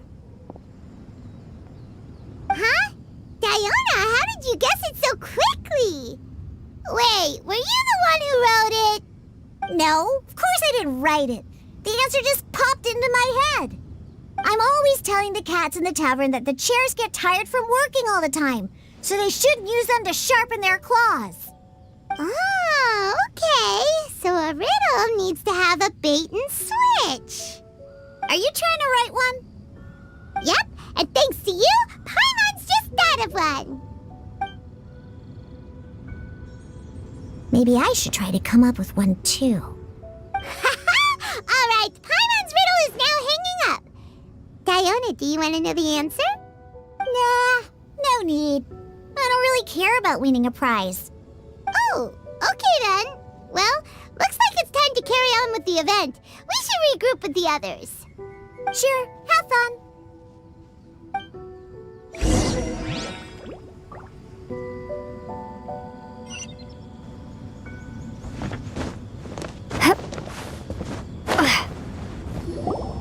Hey, looks like everyone's about done mingling and riddling. Gather round and look this way. Venti and I have selected several riddles from everyone's contributions, and we added a few of our own to the mix for good measure. Shortly, we'll randomly select a few to read aloud. If your riddle gets selected, remember that you have to announce the correct answer at the end. Anyone who guesses correctly gets 1 point, and if nobody guesses correctly, the writer of the riddle gets a point. Sounds fair to me. Of course, when the riddler reveals the right response, it only counts if everyone agrees that it's not too far-fetched. That's right. Now, if there are no more questions, it's time to reveal the first riddle. Hopefully they'll draw at least some that I can get. Oh no, does only the first person to solve it get the points? Ugh, that means I have to be first to raise my hand. Please choose Paimon's riddle. Please choose Paimon's riddle. Riddle number 1. Let me see here. This riddle is, unique, especially the handwriting. I have four corners, like a square pancake, but I'm stuffed and seasoned and carefully baked. Baked. I pass through the lips, one piece at a time. The more you consume, the broader your mind. They drew Shinchos! Better answer as quickly as you can. You don't want someone else beating you to it. You brat! It's, pizza! The answer is pizza! Even without the author coming forward, I can confidently declare this answer wrong. I mean, how does eating pizza broaden your mind?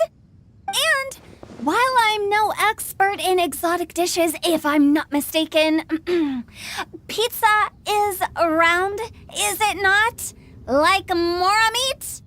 But Eating pizza makes you happy, and being happy makes it easier to face problems that need solving, so... Okay, Paimon admits she may have jumped the gun on this one. Maybe it's some other kind of food. No. Riddles are never that simple, and it needs to be something that makes people more intelligent. If Paimon had known it was gonna be this tough, she'd have read more books in her time. What is it? Have you got it? Huh?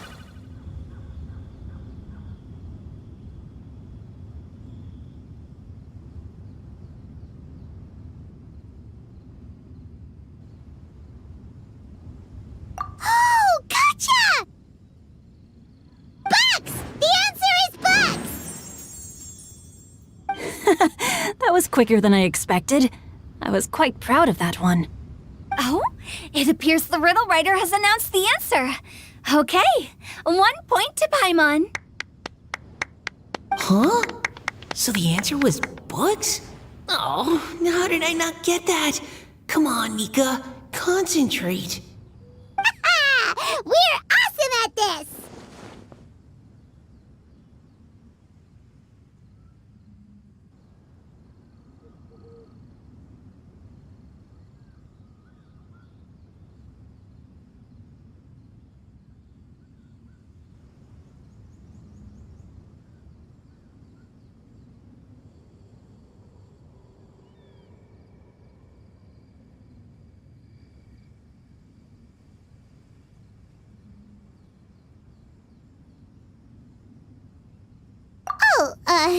What Paimon meant to say was that you're awesome at this.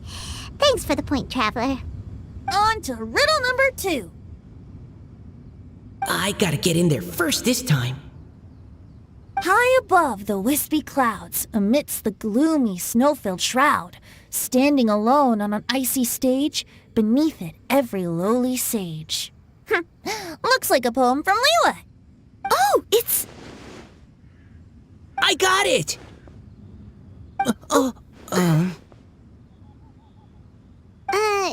Looks like those two have some ideas. Could it be some kind of plant that lives in cold, high places? Mika, please go ahead. As a full Knight of Favonius, you represent all of us from Mondstadt here. No, how could I? It was you who thought of it first. You should be the one to guess. Well, my answer isn't necessarily correct. Besides, it's first come, first served, and you beat me to it. No, I didn't. You were just before me. How gracious and considerate our fellow competitors are towards each other. A wonderful sight to see. How about both of you say your answer at the same time? If you're both right, you'll each get a point. Oops, I didn't realize we'd made such a scene. Oh, crud. I guess we dragged that out a bit. So, Noelle, what do you say? Yes, let's. Our answer is... Cecilia! Oh, that certainly sounds like a good candidate for the correct answer. A flower that blooms on the highest peaks and known for its exquisite beauty. The Cecilia is held by many Mondstadters to be the true Windblue. Although, since the writer hasn't yet come forward to announce the answer, this probably wasn't the answer they were looking for. Sorry. Any other answers? Oh, I can't believe I was wrong. Maybe it's a plant from Liyue. Is the answer Genshin? The poem does evoke a strong sense of quiet, proud solitude in a high place. Correct. I wrote this one. Genshin is the right answer. No! Shinjo got it before Paimon could. However, after listening to the host's description, I do remember reading about Cecilia flowers in a book once. They definitely fit the description of a pure flower standing proudly and alone on high. So, I'd like to approve the answer from our two friends from Mondstadt as well. Really? Oh, thank you so much. Well, since even the Riddler themselves agrees, all 3 contestants earn a point each. Darn it! Shinjo's caught up to Paimon already! Yeah, you're probably right. Moving now to our 3rd riddle. Huh? Why is the handwriting so floaty? What's got no wings but flies in the air, never gets tired of floating up there. So full of mora it comes out the nose, but in the sea, glug glug glug, down it goes. That's Paimon's! They picked Paimon's riddle! Yay! What is it? Why isn't anyone guessing? Is Paimon's riddle too hard? That's not quite it. More like, it's so ludicrously simple that we just cannot believe it.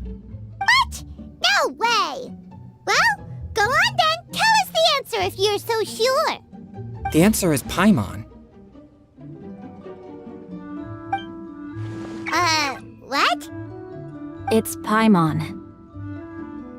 I was actually gonna say Paimon too. Me too. No! You're all completely wrong! How the heck did you all think the answer was Paimon? Paimon, do you have wings behind your back? No. You're always floating, but you never seem to get tired of it. And Paimon has a very healthy appetite, which must cost the traveler a lot of mora and meal expenses. I've heard from the senior knights that the traveler rescued Paimon by fishing her out of the sea. So, that means Paimon can't swim. So if she fell in the sea, then... Glug, glug, glug. Wait! Now Paimon's doubting herself. What was the answer again? No! You're all wrong. The answer to Paimon's riddle is obviously the Jade Chamber! You know, the Jade Chamber that's always flying up there in the sky? Is that so? I still maintain that the riddle actually describes Paimon more accurately. In fact, if we just added 2 more lines to the poem, it would be the perfect riddle. Huh? What do you want to add? The traveler's companion and talkative guide, a praiseworthy presence always by their side. Aw, do you mean it? Can we really add that part? You think so too? Okay, then Paimon would like to announce that the correct answer to the riddle is the widely adored Paimon! Great! And with that, the widely adored Paimon has gifted a point each to everyone who answered just now.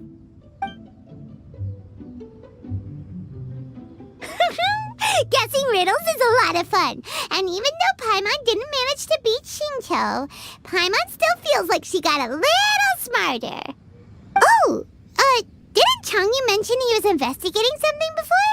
Let's go ask him about it.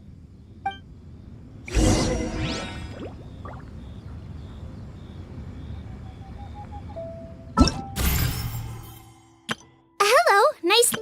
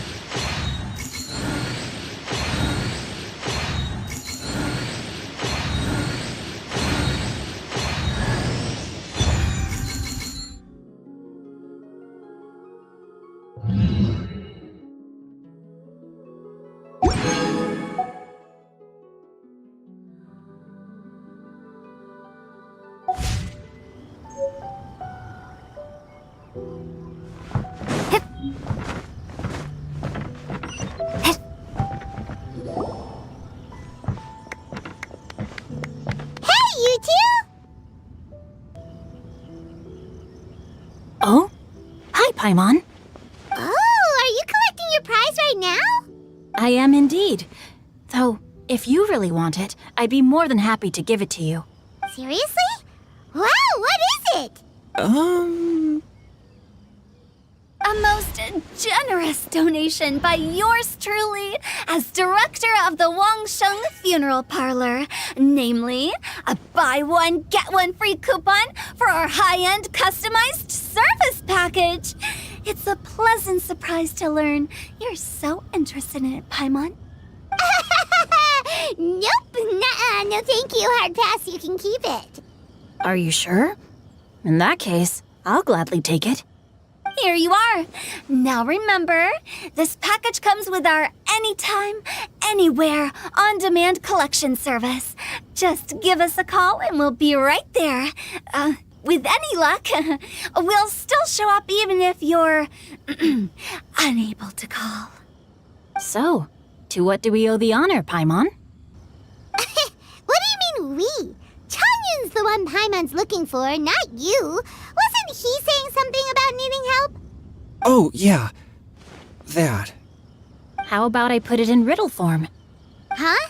Isn't the competition over? 'Twas like a demon not demonic, or devil devoid of the diabolic. Afar it floated free above the ground, but when approached, though sought, naught could be found. Sounds to me like you encountered a ghastly little ghosty in the wild. Perhaps I should just explain it. Basically, while I was training this morning, I suddenly caught sight of a non-human entity.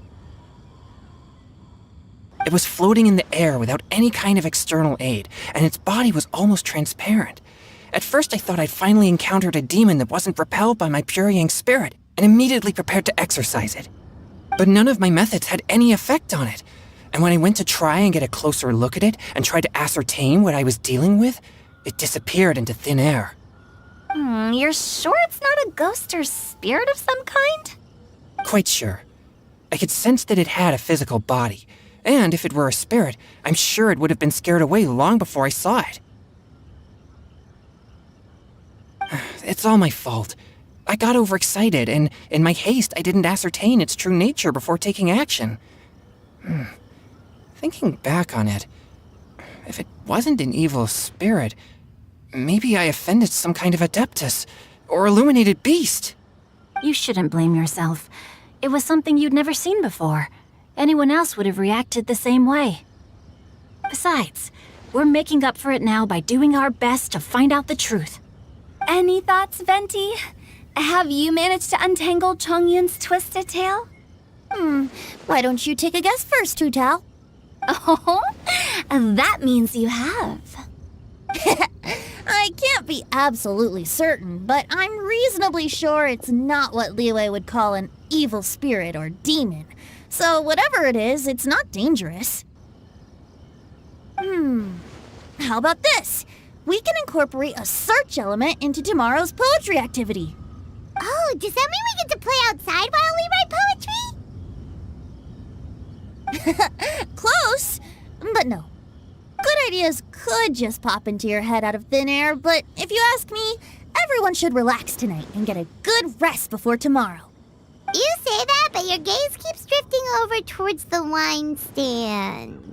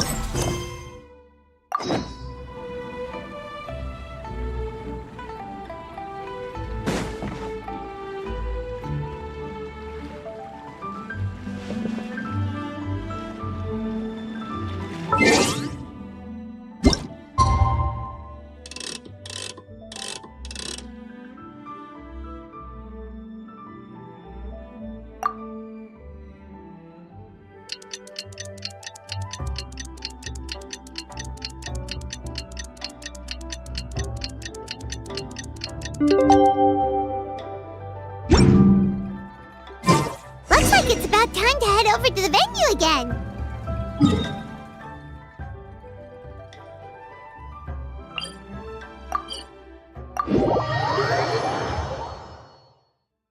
Paimon's still curious what Changyun saw the other day.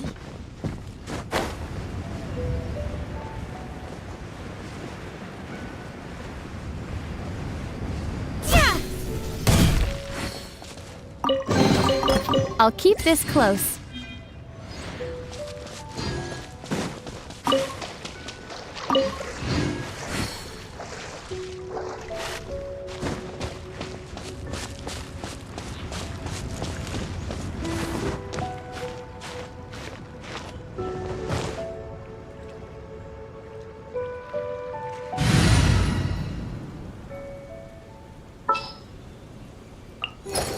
Present.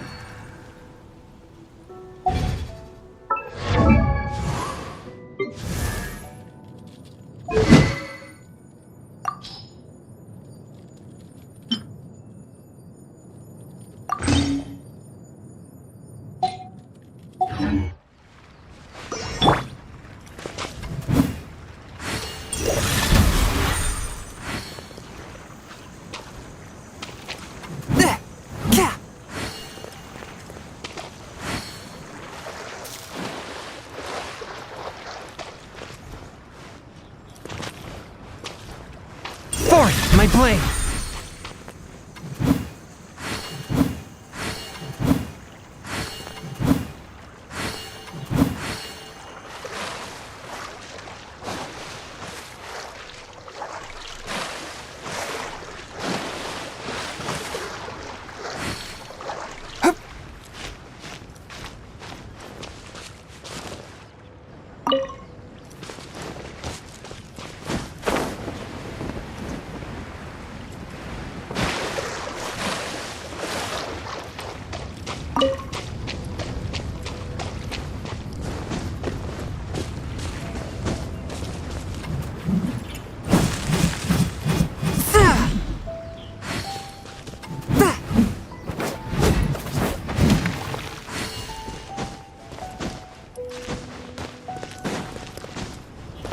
I ride on wind and cloud alike. While the Millilith stands hard, eagle shall never fail.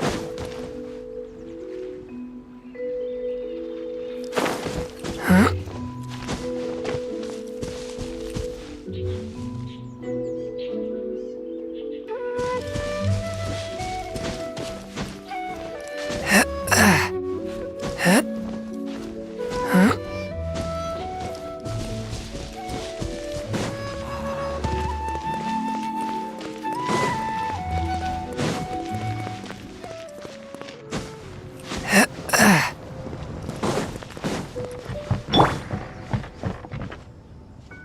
Wow, everyone got here so early. The sun is shining bright today. As soon as that leaf floats past Stonegate, we shall reveal today's poetry theme. The theme of the second day of the neighboring nation's congenial poetry gala is pairing couplets. Pairing couplets? Oh, I've heard of that. It's a Liyue art form where you have to create new lines of poetry based on fixed rules. Kind of like a fill-in-the-blanks game, but for poetry. Heaven and earth, rain and wind, the endless sky and the boundless land, forest boars and ocean shrimp, lavender melons and matsutake shrooms. Based on a given line of poetry, you must create the second line to form a pair, or couplet. As long as you take inspiration from the wide world around you, you'll find it's not so difficult after all. The two lines should be neatly matched, complementing each other both semantically and rhythmically. In essence, it's just like most other forms of poetry. To buoy your imaginations and allow the winds of inspiration to fill your sails, we've added an additional component, an inspiration walk. An inspiration walk? By inspiration walk, we simply mean wandering around in the wild, taking in the scenery and pocketing any poetic thoughts. Of course, to all our friends, old and new, please be careful while out and about. Wangsheng Funeral Parlor is already fully booked for the month ahead. And if there's any more demand, I'll be the only one with a smile on my face. In short, please roam freely as the mood takes you. Enjoy the spectacular scenery of our two beautiful nations and fill your imaginations with the most pleasing of poetry. We will all reconvene here tonight. Traveler, can you round up Xingqiu, Chongyun, and the Mondstadt contingent? I have a favor to ask of you. Oh, is it that thing from yesterday? Thanks. I'm counting on you. So, we hope that each of you can keep an eye out for this while you're out on your inspiration walk. Are you sure this is okay? It was just something I ran into, and now we're imposing my business on everyone else. Oh, please don't say that, Mr. Chongyun. Master Jean ordered us to work with you however we can to improve cooperation. Helping each other out is exactly what we're here for. Besides, investigating any strange occurrences near Mondstadt and making a report to the Knights of Favonius is also part of our job. I don't mind either, because while we're out, I can look for new cocktail ingredients too. Just think of it like an outing with friends. It'll be fun. The way I see it, you should just humbly accept their willingness to help. All right. In that case, thank you all very much. I will be sure to repay your kindness someday. Now, how about we split into two groups for the day? You mean to cover more ground? Not just that. Don't forget, this is still part of the Poetry Gala. If we all see the same sights and sounds during our inspiration walk, how can we write unique poems? That's true. But how do we decide who goes in which group? Why don't we draw lots? Yeah! That'll make things even more fun! Drawing lots? But what if I end up with the Liyue crowd, and I can't think of anything to say to them? I've got the slips of paper here. Who wants to go first? Oh, Paimon! Paimon wants to go first!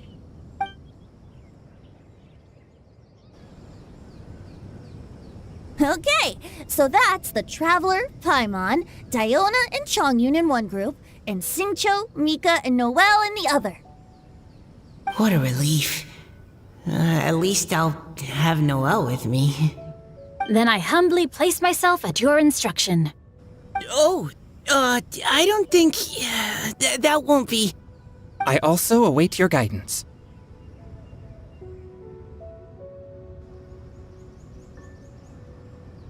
Take care, everyone. See you all tonight.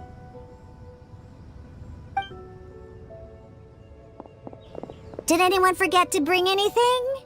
If not, then let's get going! Dun, dun, dun, dun, dun. Come on! Wow. Are those ears and tail real? So fluffy. All right. Miss Diona, is there some place in particular you would like to go? Just call me Diona. Since we're trying to find that thing you saw, why don't we start with the place you saw it last time?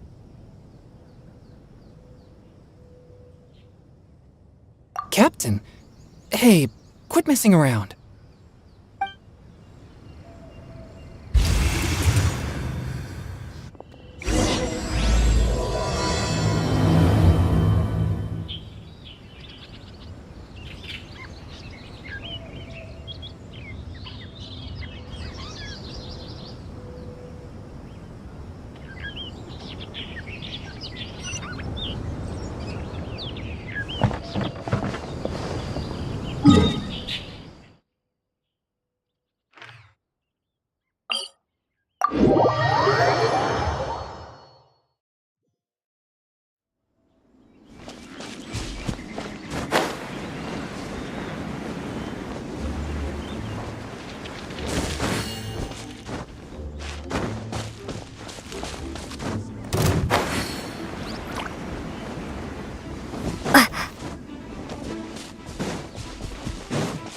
Windblade!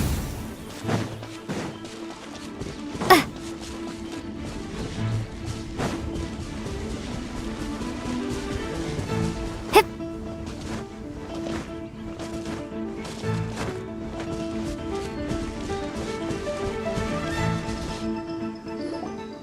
Right over there, next to the water. That's where I saw it. But it was a little foggy at the time, so I didn't get a clear look. The view from here is great, but there's kind of a gloomy atmosphere around here. Is this the kind of place you like to take a walk? I wasn't taking a walk. I come here to train. Train? Like how knights train for combat? It's a bit different. As an exorcist of Liyue, my training involves practicing techniques for the exorcism of evil spirits. Exorcism? I've always wanted to demonstrate the power of exorcism, but it's a pity. I've never actually gotten the chance. Changyun is 1 in a million! He has pure yang spirit, so as soon as he gets close, evil spirits run and hide! Huh? Isn't that a good thing? It's awful. Have you ever heard of an exorcist that's never seen an evil spirit? A lot of people think I'm a fraud because of this condition of mine.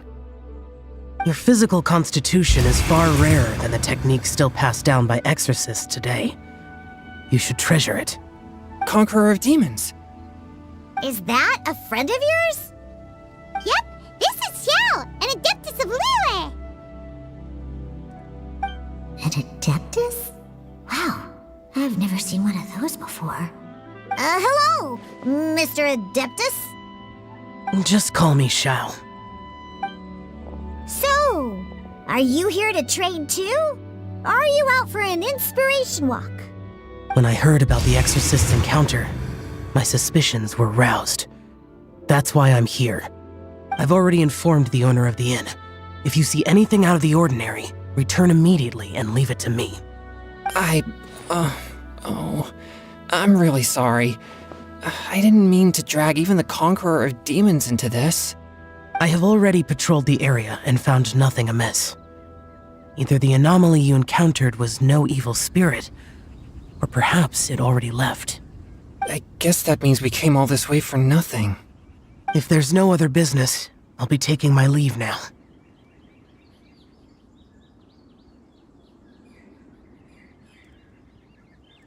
Yeah, you should come! There's no one else around here anyway, so you don't need to worry! But I would also be honored if you joined us, Adeptus Xiao. It is a rare opportunity, and I have many questions about exorcising evil spirits that I would like to ask you.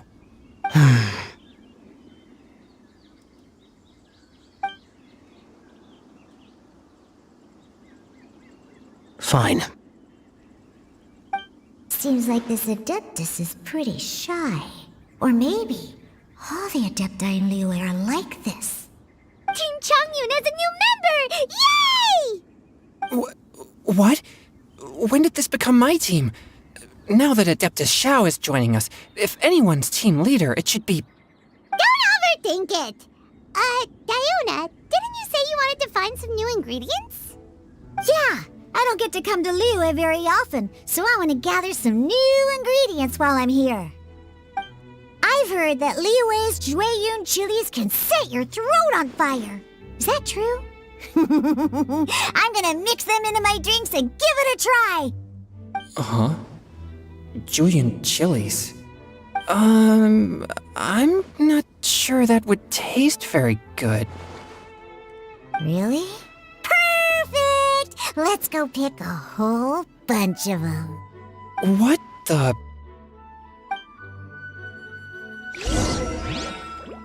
As well as Jueyun chilies, I also need some slime condensate or loach pearls.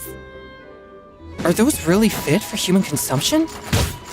This is starting to sound like something Xiangling would make.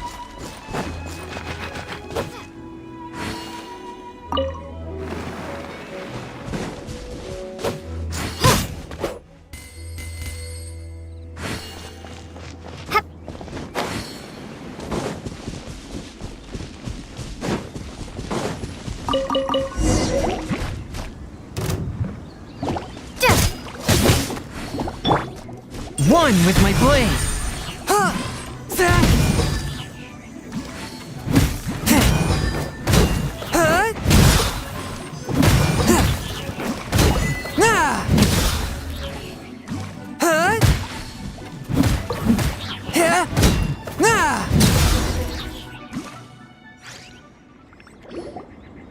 Okay, this should be enough.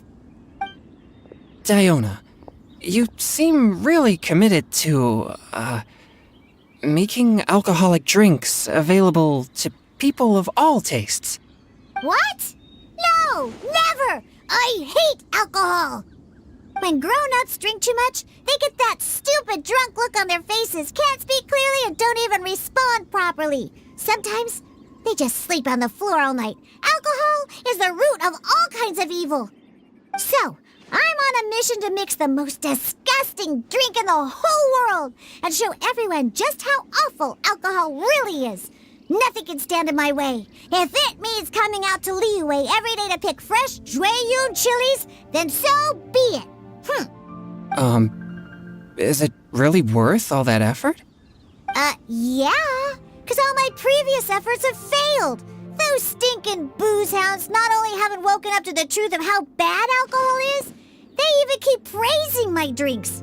It makes me furious! But how is that possible? If this is the kind of stuff you're throwing into their drinks, it must taste absolutely vile, surely. Are you calling me a liar? Well, if you don't believe me, I'll fix you a drink right now. Then you'll see. No need. Just you wait. Oh no. Is she really going to add those Jueyun chilies? If her claims are true, perhaps she too possesses a unique constitution of some kind. I don't see how it could have anything to do with her. Unless she's under the influence of some kind of power? Maybe an evil spirit. No. I sense no trace of the demonic in her. Although there are traces of something else. Something rather special. In Liyue, we might say this child has adeptal affinity.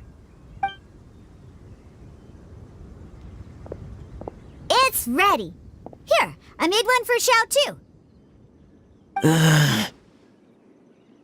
Oh boy. Look at that color. Yep, she definitely added Jueyun chilies. What's wrong? You're not allergic to anything, are you? Don't worry, there isn't even any alcohol in it. It's a slime condensate base with a seasoning of Jueyun chilies and finished with frog legs. Surely there's no way this can possibly taste good.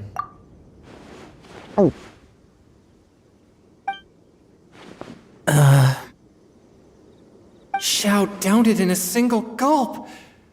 Oh, great. If the Conqueror of Demons drank it, it'd be rude of me to refuse. Oh! Changyun drank his too! Is he gonna be okay? This drink is...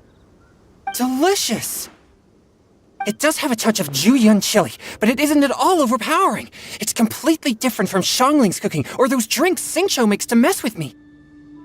It's crisp and refreshing, with just a hint of numbness, and the Jueyun chili flavor combines with the smooth but not slimy texture of the frog legs to form a heavenly mixture. And oh, the slimes! Can we talk about the slimes? Before this, I never knew that they had such a pure and herby taste, like fresh grass after the rain.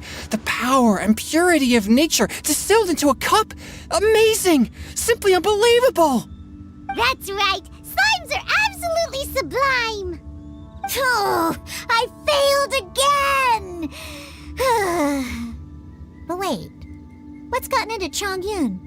He's been so quiet up until now. I'm great, and I gotta try another. Diona, if you please, one more.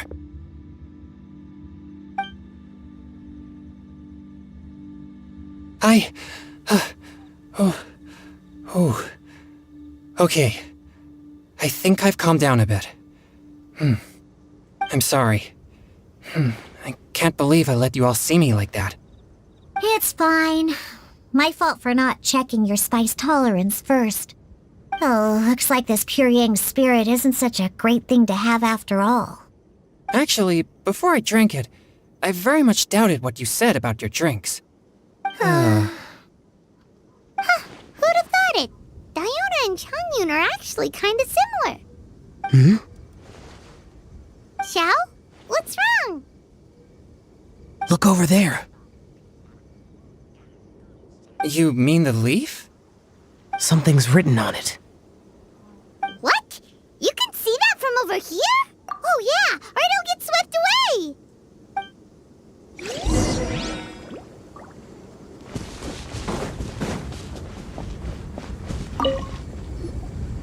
There's a poem written on it.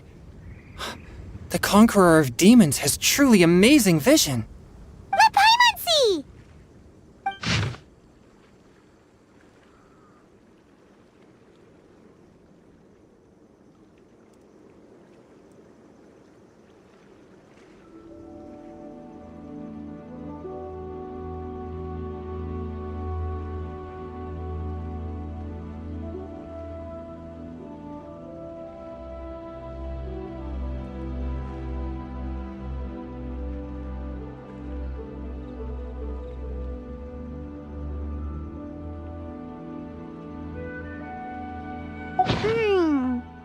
It sounds like the author is writing about the first time they met their true love.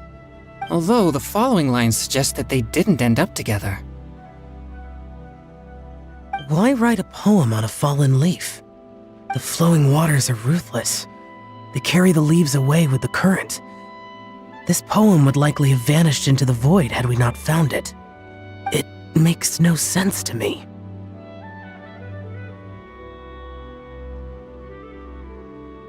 That's true.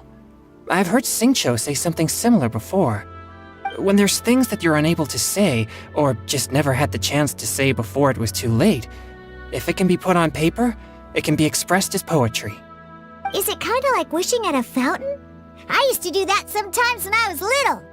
So, that means that our mystery poet was probably hoping that someone would read it, right? You think? Then, should we write a poem in reply? But we don't know who wrote it. How can we reply? Why not go upstream? Upstream? Why? The ink looks fresh. It can't have been written too long ago. This withered leaf floated down with the current. If we travel further upstream and drop a leaf into the same waters, it should be carried down past the original writer. Cool!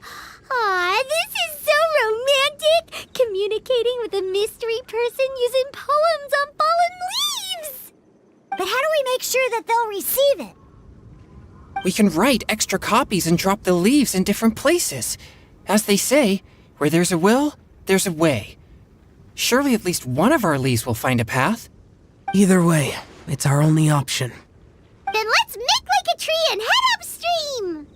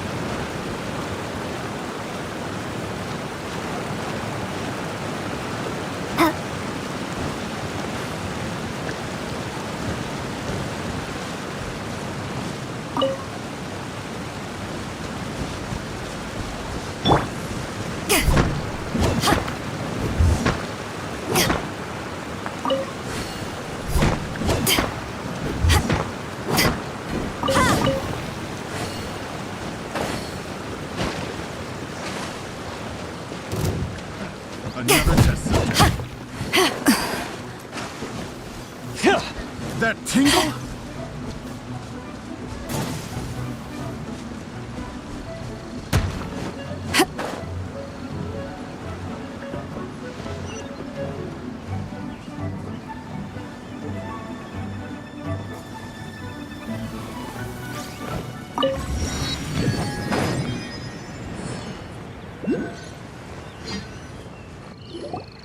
Upstream, upstream, up we go! Oh, did you think of what to write yet?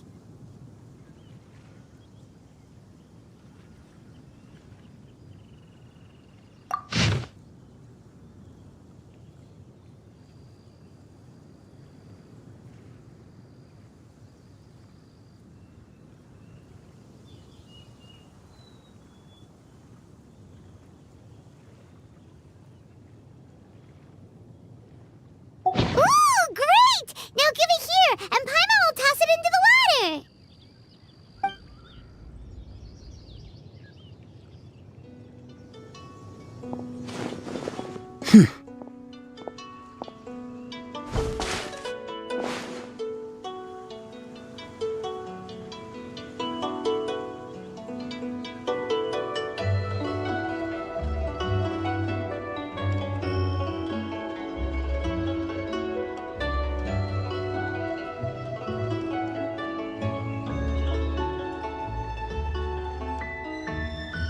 Things you never had the chance to say before it was too late.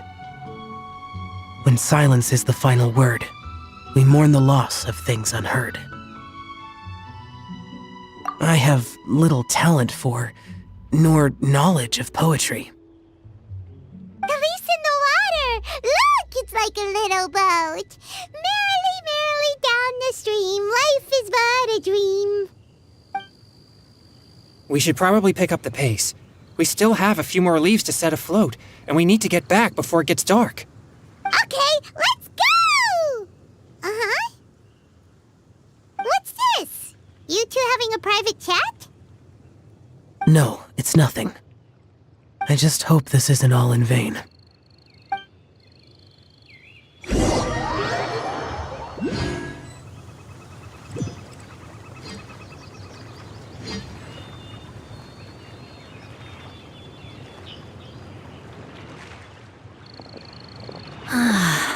The scenery here is quite beautiful. Let's pause here to seek some inspiration. Should we set up camp? Oh, please wait a moment. I'll pitch the tent. It's an inspiration walk. There's no need for all that. Okay, well, I'll conduct reconnaissance nearby to ensure this area is safe, and see if I can't scavenge any firewood or food while I'm at it.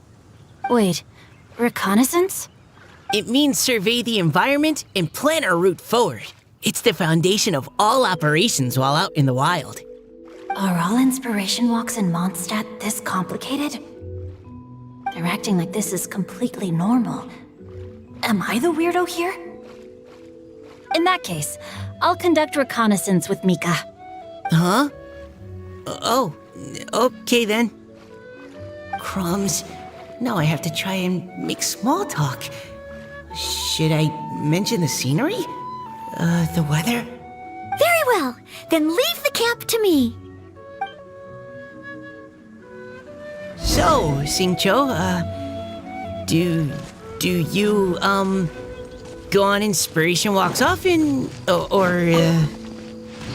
I do. I always get bored when I'm cooped up at home, so I head out for a stroll. Life gets busy. You have to steal a moment of leisure when you can. Cool. Oh! Over there! Firewood!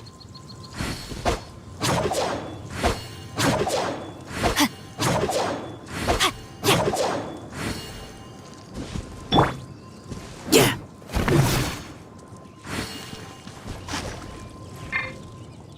Providing cover fire!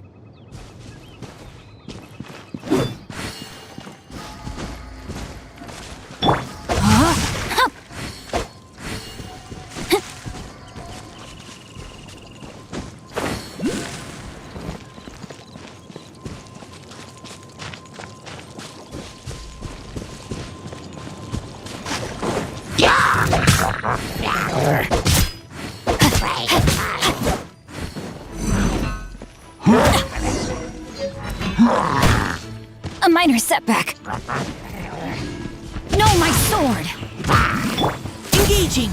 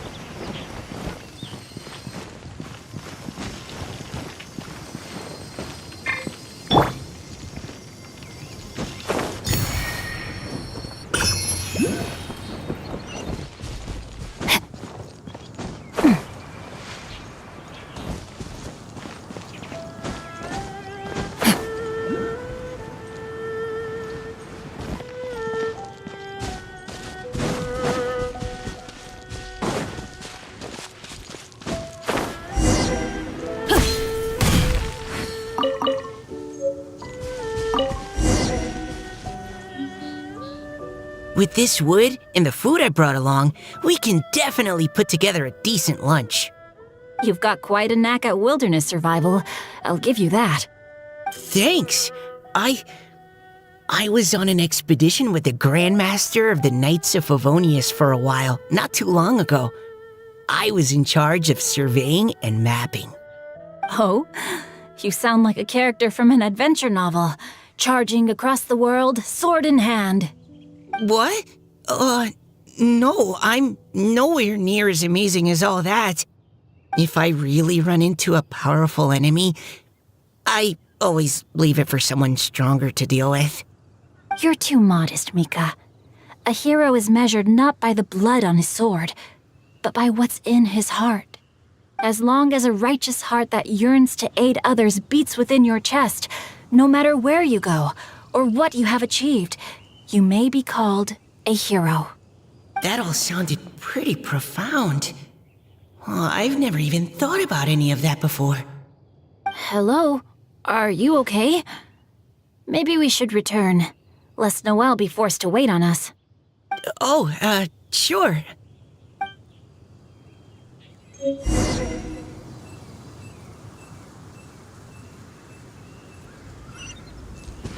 Body and mind.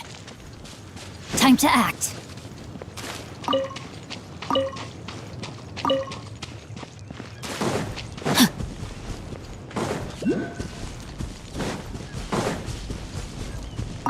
Time to act.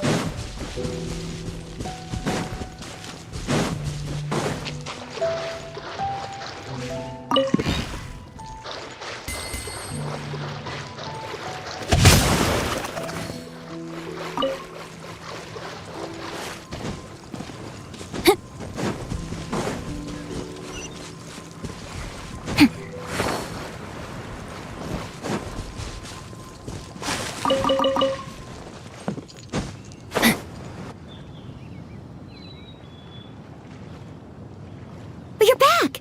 Did everything go smoothly? Do you need a cloth to wipe the sweat from your brow? No need, thanks. All clear. There's no danger in the vicinity.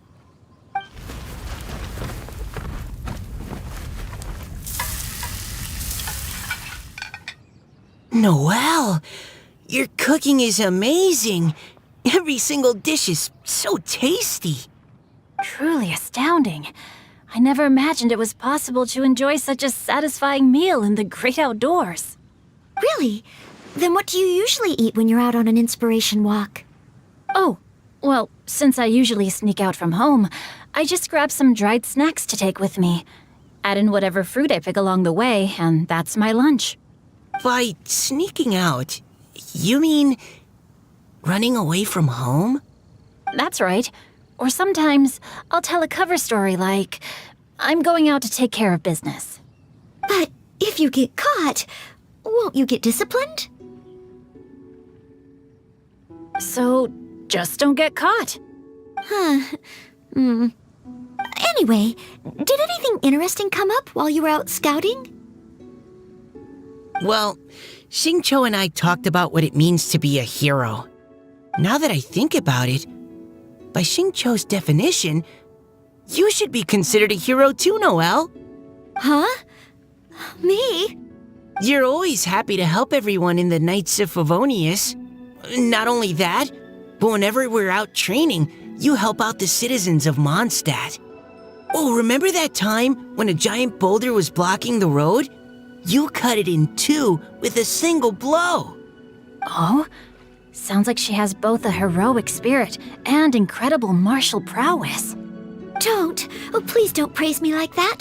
We should talk about what we came here to do, finding inspiration. Miss Hutao said something about pocketing our poetic thoughts. But so far, all we've done is gather some firewood and cook lunch. I have no idea what to write. You can write about anything. Looking at Cor Lapis, one can't help but wonder if one's own heart is as bright and clear as jade. Observing silk, so bright and beautiful, one pauses to consider whether it ever feels the sadness and sorrow that humans do. So we have to connect our internal world with the external one? Exactly. But that's just one of many possible methods. Perhaps you might gaze out at the bridge in the distance and see a woman leaning on the railing, looking as if her heart is laden by sorrows that even the rushing waters below cannot wash away. Huh? Wait! I saw her at the gala yesterday. She wrote one of the riddles we answered. Why don't we go say hi?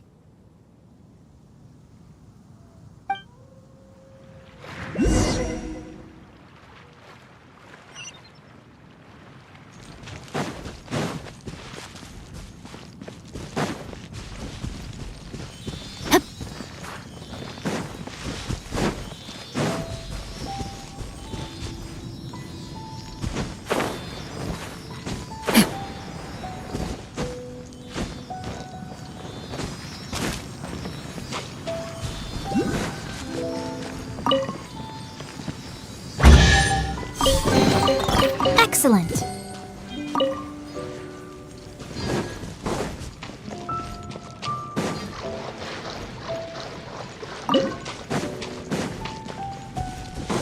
Time to act.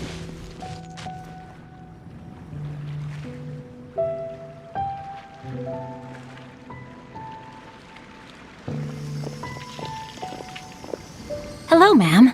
How fortuitous it is that we meet again. Hello. Are you here on your inspiration walk too? Yes. Allow me to introduce ourselves. I am Xingqiu, and this is Noelle and Mika. Thank you for accepting our answer to your riddle yesterday. Oh, don't mention it. It's all in good fun. I'm Kelly Roe. So, Miss Caliroe, are you from Fontaine? That's right. I was traveling in the area and just happened to see there was a poetry event being held at Stone Gate. It looked fun, so I thought I'd drop in. Your riddle yesterday made quite an impression on me. It was uniquely evocative. Have you studied Liyue poetry before? I haven't, actually. I've just picked up a few things here and there from chatting with people throughout my travels. Amazing! So you're a natural poet. We noticed you standing on the bridge from quite some distance away. Are you drawing poetic inspiration from the flowing current beneath your feet? I haven't finished my poem yet. The water here was just so peaceful and calming. I stopped for a moment and lost myself in admiring it. Well, since we're all here, why not head back with us to the venue for tonight's festivities? It's getting late after all. Huh? Are you sure? We can walk and talk. Perhaps the mingling of ideas will give rise to new inspiration.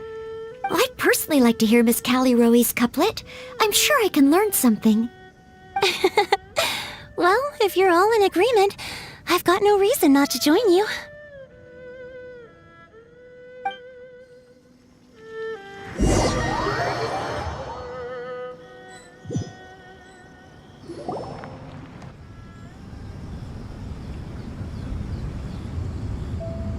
Woohoo! The first team is back, right on schedule.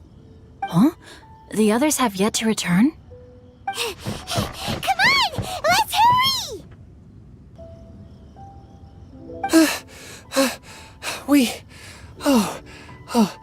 We're not too late, are we? Just how far did you all go? Everyone catch your breath.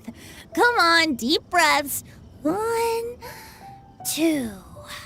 Now, don't panic. The party hasn't started yet. We made it! Oh, Paimon's exhausted. Paimon gets tired if she has to fly too fast. Oh, not to mention dropping all those leaves. Paimon's hands are cramping up. Sounds like someone needs to exercise more. Huh? You guys picked up a new teammate while you were out? Indeed. This is Callie Rowe. I believe you'll remember her from yesterday, though you weren't introduced. Hi, everyone. Hello, but you're not the only ones who's called in reinforcements. Look who we got! Wait. Xiao? Where'd he go? Xiao, come on out!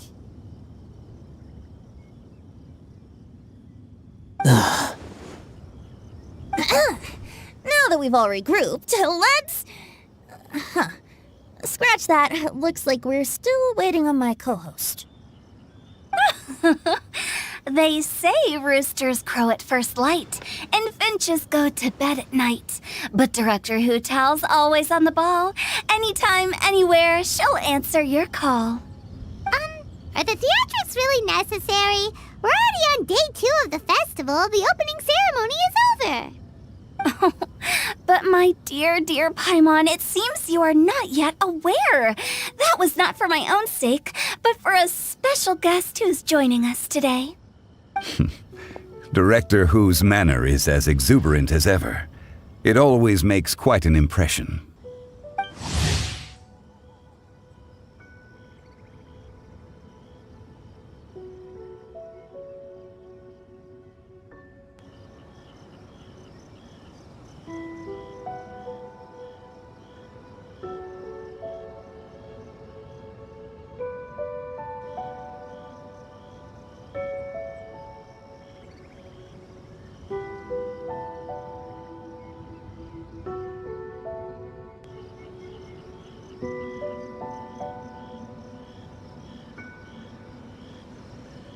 Oh boy! Now this is a surprise.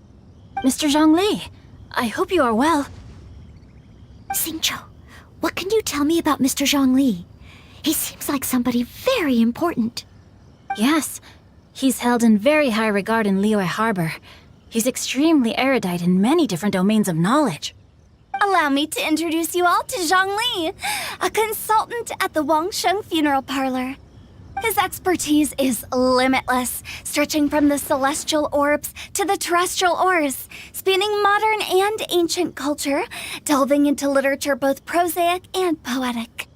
He may be my subordinate, but he is certainly a qualified poetry expert, and so we have invited him here tonight to judge the compositions.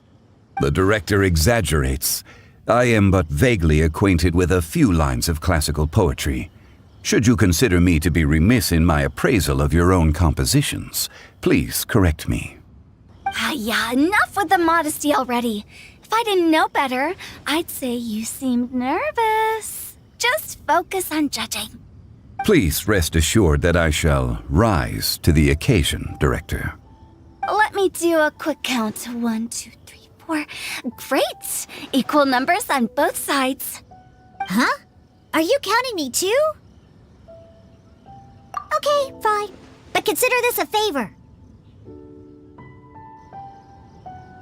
With our Fontaine friend present, perhaps we should rename this event to the Three Nations Congenial Poetry Gala.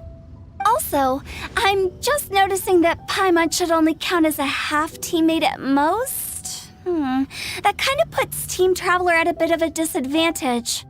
Well, how about this? I'll join in as well. Director Hutao, here to help out in your hour of greatest need. What does everyone think? Naturally, the more the merrier.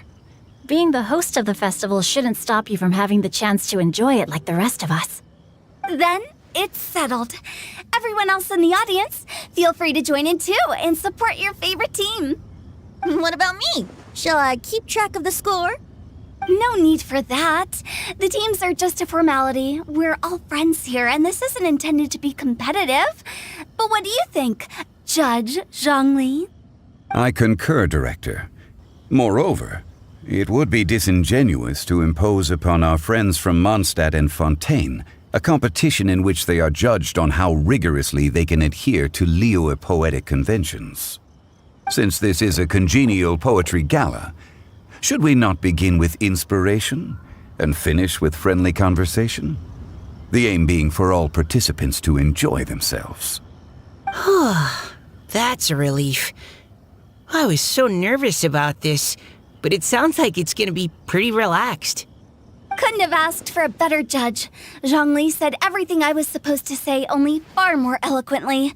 So, without further ado, I shall pass the baton to Venti. No problem. Friends old and new, put on your thinking caps and take a deep breath of fresh air. The second stage of our poetry gala will now commence. Matching couplets. Perhaps I could break the ice with a humble contribution to inspire others to share their brilliance. Please listen to the first line in the couplet. Lounging in luxury inside a Shinue kiosk booth, delighting in countless contemporary tastes. What? He managed to think of one already? Oh, he seems like a real expert at this. Shinue Kiosk. Should that be paired with Lily Pavilion? Or are they too similar for a couplet? Oh, this is pretty difficult. Shinue Kiosk. Contemporary tastes? I guess I should pair the modernity of their VIP dining experience with an emblem of the past. Maybe where I was training that one time. That was quite ancient. The weather was terrible that day. Okay, I got something. Surrounded by history, outside a Tianheng Pass pavilion, as lightning sets the boundless tenebrous skies ablaze. Wow! Chongyun completed the couplet! Shinue Kiosk is a renowned modern restaurant, while the mountain pass of Tianheng is a prominent historical landmark. These two iconic locations form a complementary pair. The imagery also contrasts rather well between the two halves of the couplet, one half describing a leisurely and comfortable indoor scene, the other portraying a hazardous outdoor scenario where there is no protection from the elements. Huh? I was just describing what I experienced that day. I guess I just got lucky. All right then. I guess I'll start the next couplet. Mind pines for Mingyun. Flesh confined to Qingse. Spirit striding high on Zheyun's clouds. Oh, Chongyun, you dark horse. Looks like you came to play today. This conjures the image of one with lofty aspirations, whose life is limited to a small town, but who awaits the opportunity to one day ascend above the clouds. The use of various locations for their symbolism is quite novel indeed. Oh! Soul shines like jadestone, dressed in finest silkware. Lucent heart still beats within me now. Wow, how did well do that! A superb line. It employs the metaphor of precious stone to describe one of noble and moral character, with a pure and clear heart. The symbolism in this case is centered around objects, truly the work of a skilled poet. That was a commendable couplet. All thanks to your guidance while we were out on our inspiration walk. I'd like to start the next couplet. Up into the misty karst, down among the grassy marsh, all for lotus seed and bird egg soup. Lotus seed and bird egg soup? What is it, Diona? Did you think of a second line for the couplet? No. Everyone's poems are so complicated. I need more time just to understand them. But when I heard lotus seed and bird egg soup, it made me think of berry and mint burst. Maybe because I mixed a similar drink recently. North beyond the Starfell Lake, south across the windswept plains, just for berry squeezed and mint infused. No wonder everyone praises the traveler so highly. You answered so quickly. Both halves of this couplet require intimate knowledge of the terrain in question and the local plants that may be found there. The two of you are clearly both seasoned travelers. Does this mean I helped? Meowza! Hey now, Zhongli. Don't just praise everything you hear. You should question and press them a bit. Don't worry about upsetting anyone. After all, I'm here to take the heat. Then allow me to try another. Qingxin has no heart. Still, it soothes the human heart. Is she talking about the medicinal effects of Qingxin? This is a hard one to match.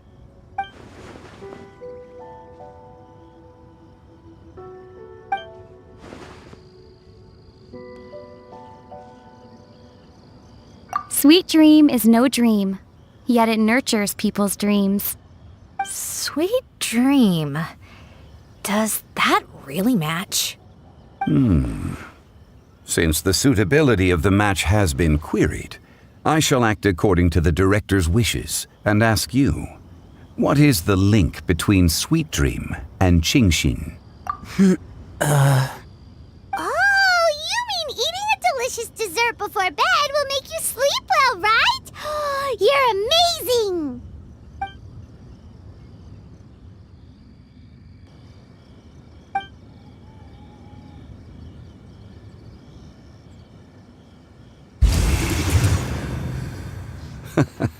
Then I agree. The two halves of the couplet match. This point is well deserved. Points for me, points for thee. This judge gives out points for free. But if you ask me, everyone's being a little too conventional so far. Let's push the envelope a little. Go nuts! Oh? In that case, why don't you finish this one for me, Hu Tao? Round moon in the heavens, full moon at night. Celebrate with circle of friends. Oh, square meals in the basement. Big bowls of rice, decorate with cuboids of meat. Huh? What the? We have ourselves a pedant's couplet. The two halves have no thematic connection, yet each word has its perfect parallel, meaning the two halves do form a cohesive whole. The strict pairings make this no easier to achieve than a thematically coherent couplet. Blah, blah, blah, blah, blah, blah, blah. So verbose. Zhongli, just tell me if I got a point or not. Of course you did. I presumed it went without saying. Ahem. Through Cheongji, I walked 100 miles. At Guili, I ended my march. In Dihua, the silver grass grows in two styles, but horsetails don't trot out the marsh. From vendors, I bought some 15 steaks. At dinner, I sizzled the lot. At pressure, the tenderloin cooks in 2 ticks, but 15 won't fit in the pot. Huh? So that's a pedant's couplet. Paimon thinks she can do that too. I thought of one. Wolf hooks can't hook Baron Bunny. Aw, that's a cute couplet. Sweet flowers can't outsweet Sister Barbara. Huh? Now, that's the passion we like to see. Although, unfortunately, your response was technically one word too long. In that case, Whopper flowers can't whop Jumpy Dumpty. Oh, this Mondstadter's got talents. Whew. I'm so relieved I at least managed to get one. Nestling by a roaring fire, scent of tea wafts from the stove, reading through the heart of Clear Springs. Wow, Noelle came up with another one! Come on, match the couplet. Paimon knows you can do it. Do you really think Paimon has what it takes? Fine, Paimon will give it a whirl. Nestling by a roaring fire, scent of tea wafts from the stove, reading through the heart of Clear Springs. Seething in the pouring rain, sword of pain swipes at my foe, beating up the eye of the storm. What? Really? Yes, very good. The image of challenging powerful foes in the harshest of conditions seemed to manifest before my eyes, and it was perfectly juxtaposed against the atmosphere of leisurely reading with a cup of freshly brewed tea. Really? Maybe Paimon has a knack for this after all. It appears that my services as a judge are no longer needed.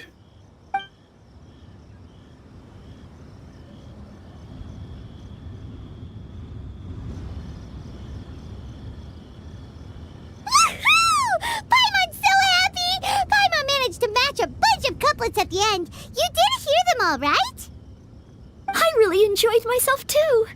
Oh, I never knew Liyue's couplet poetry was so much fun.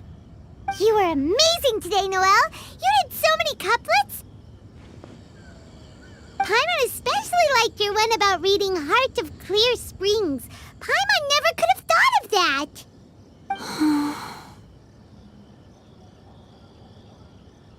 Miss Kelly Roy, are you okay? You look like you're getting tired. Don't worry, I'm fine. Thanks for asking. Although, I do have a question I'd like to ask. Have all of you read Heart of Clear Springs? I haven't actually read it. My dad told me this story once. It's about a spring fairy and a young boy. Oh, yes. The story of a spring fairy who left her homeland and met a boy under the moonlight in a faraway land. The boy poured out his heart to her, and she listened to his stories. Over time, the boy grew up and began to develop feelings for the spring fairy. But the spring fairy didn't understand human love and was afraid that making a promise to him would ultimately end in tragedy. And so, I don't know if Diona's father mentioned the part about the kiss to her. In the end, the spring fairy left the boy and was never heard from again. Oh, yes, that's it. Many years went by, and the boy became an old man, but he never stopped believing that the fairy was real and not just a dream. Sounds like a tragic tale. So, what do you guys think of the spring fairy in the story? I'm sure she made her decision with the best of intentions, but the boy couldn't hope to understand why she left. It's a shame that the misunderstanding never got cleared up. Well, do you think she should go back and see that boy again if she ever had another chance? Now? But isn't he an old man by the end of the story? Isn't it a bit late? What if it just led to more regrets? Oh, sorry. No, maybe I'm being too pessimistic. If Paimon was that boy... Actually, Paimon would definitely want to see the spring fairy again, no matter how old Paimon got. After all, she's the love of his life, right? I see. Oh? Looks like the party's still going strong over here. Are you coming up with more couplets? Need my help? Stick to hosting, Tone Deaf Bard. If you get involved, you'll only match every couplet yourself and not leave any for the rest of us. I never knew you had such a high opinion of my abilities, Paimon. But the couplet games are all over now. Tomorrow's theme is freestyle poetry. Do we have to share our own poems with everyone? That's right. If you're not feeling confident, don't worry. It's never too late to register for Venti's Poetry Cram class. I'll sign up. Oh, me too. Hold on there, Buster. Before you start peddling your classes, just how much freedom is there with this freestyle poetry exactly? Aren't there any requirements at all? It's as free as the winds that blow, and there's nothing freer. There are no limits to genre, form, content, or anything else. So long as it comes from the heart, you're welcome to put it into poetry. Give it a try. There's no better chance to express your innermost thoughts. Whoa, that's almost too much freedom. Paimon can't decide which way to go. Our travels? Or maybe all the food that the travelers cooked for Paimon.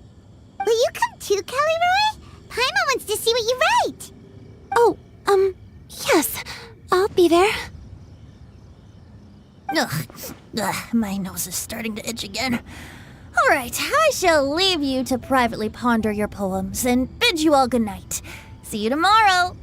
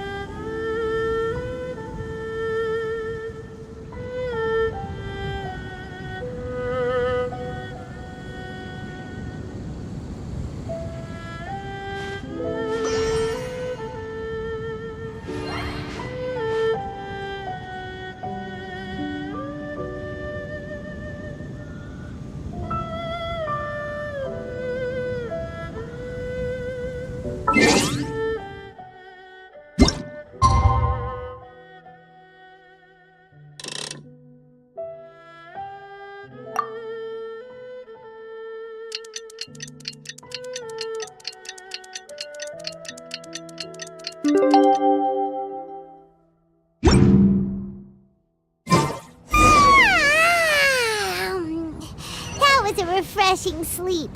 Let's go to the venue. Paimon's really looking... Huh? Looks like we're a few people short today. Morning, friends. Singcho said he wants to take some time and focus on writing poems, so he'll join us later. Noelle has other duties today, so she asked me to tell everyone not to wait up for her. Okay, well, never mind. What about Kelly Roy, though? She said she'd be here. I got here really early, but I haven't seen her yet. Are you talking about the girl with the blue hair? I saw her on the bridge near Dihua Marsh during my morning training. She looked a little upset, so I didn't want to disturb her. Upset? Oh no, what should we do? Was it something we said last night? Oh. I agree. If she's run into some kind of trouble, I'd like to help her. Huh? You're all going? Then I'm coming too. Shall we start with the bridge? We're all here a little early, so there should be time. Good idea. We'll be back in a jiffy.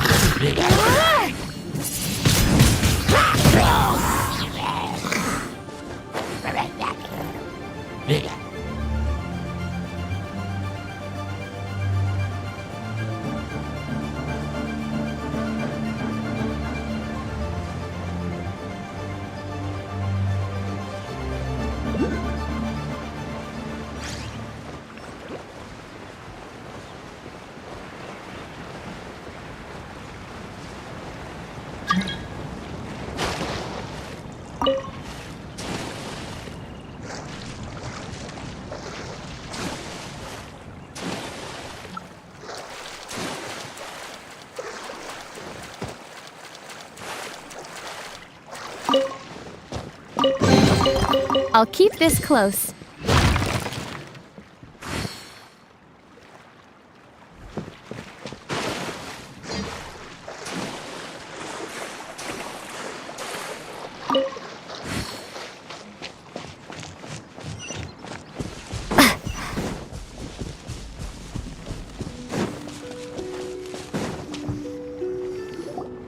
Oh, so this is the place?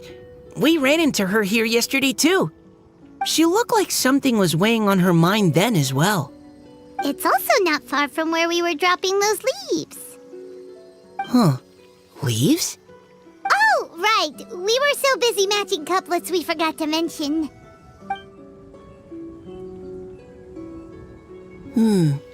Interesting. I wonder, could Miss Callie Roy have been the one who wrote that poem on the leaf? Huh? What makes you say that?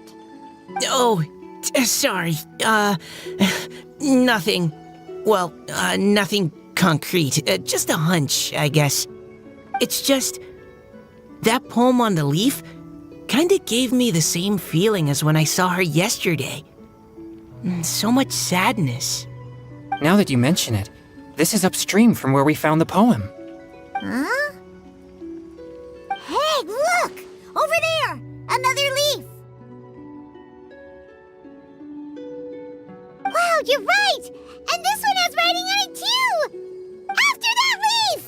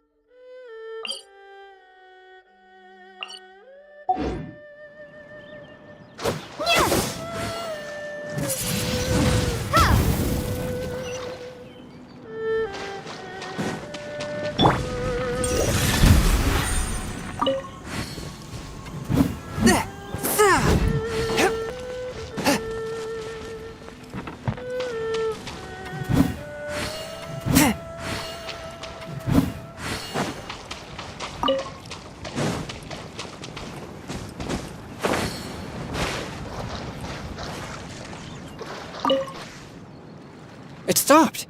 No!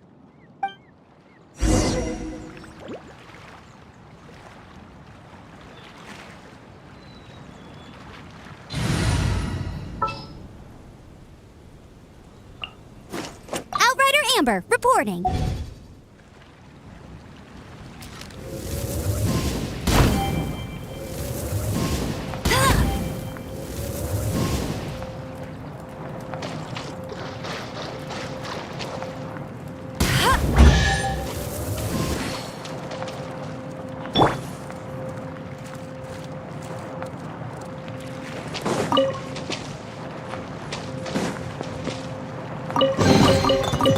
Where have you been hiding?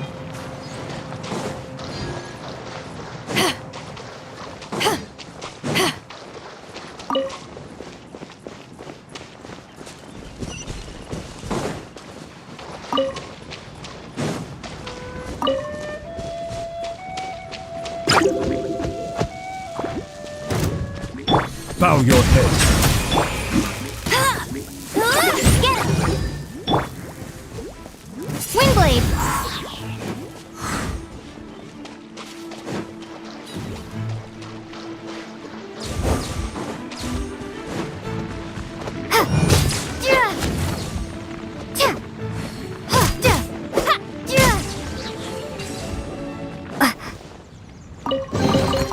I'll keep this close.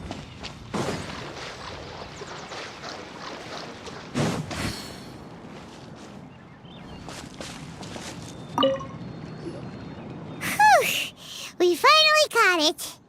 Are the words still legible? Or have they been washed out? Looks like the ink's intact. Let Paimon take a look at what it says.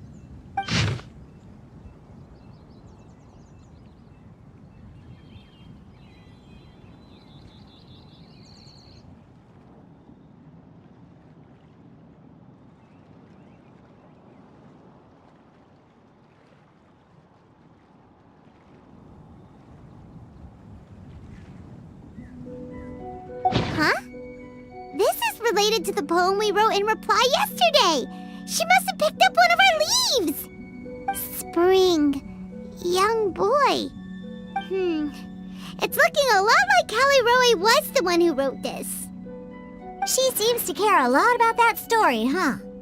Actually, when Paimon first saw her, Paimon was wondering, do you think... is it possible that... Based on the current and accounting for wind strength, everyone, please follow me.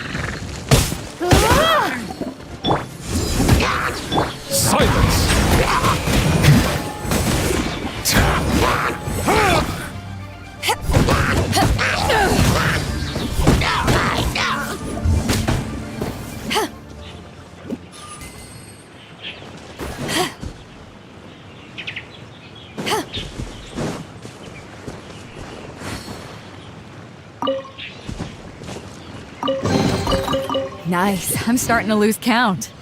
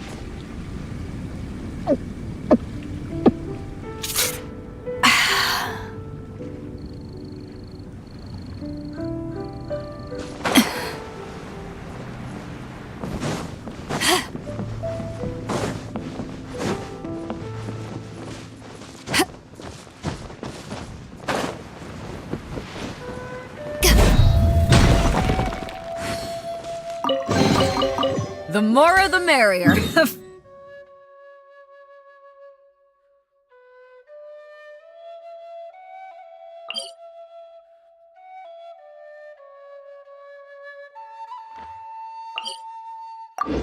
round's on me! If you ever want to trade tactics, I'm always ready.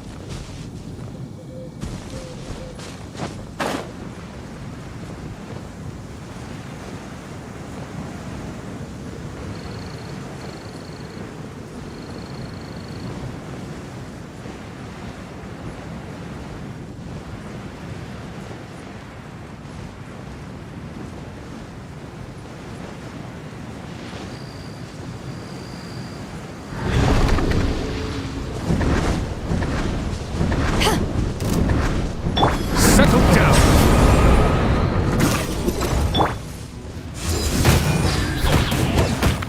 Hey!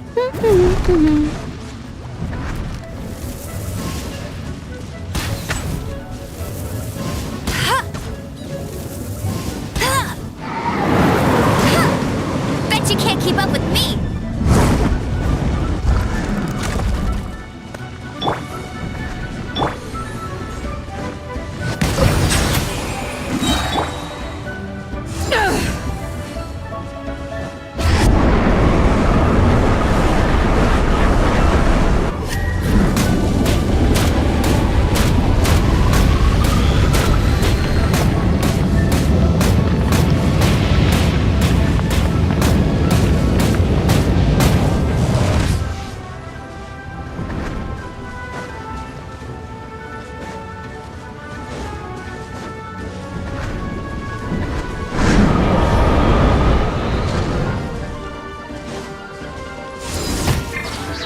Bow your heads.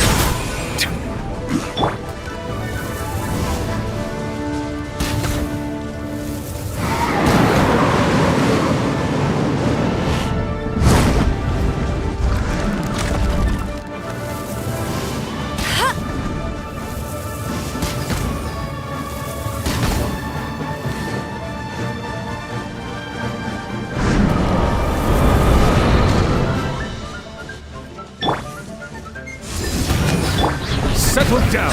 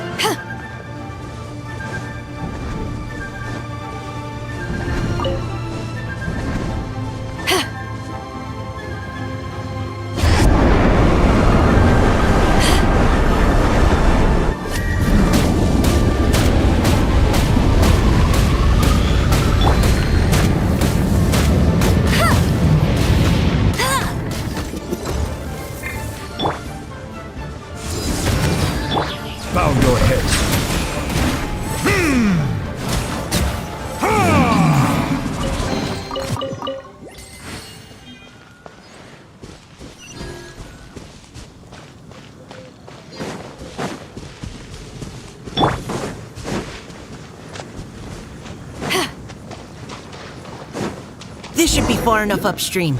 Let's split up and search the area. Callie Roe! Callie Roe! Ah! She's surrounded by hilly churros! Let's go save her!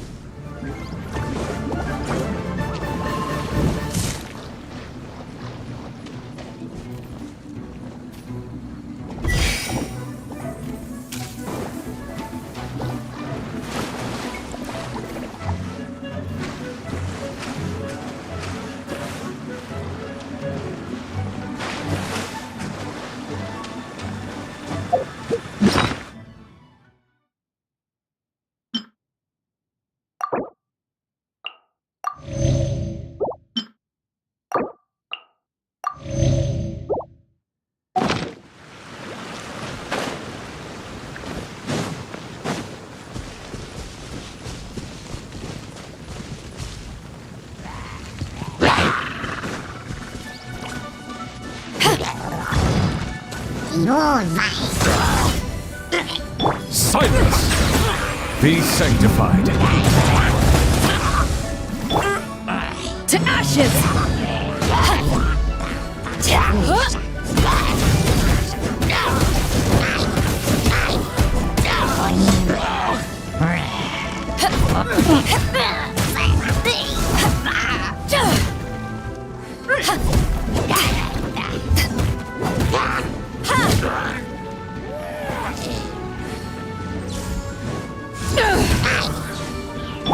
Bow your head.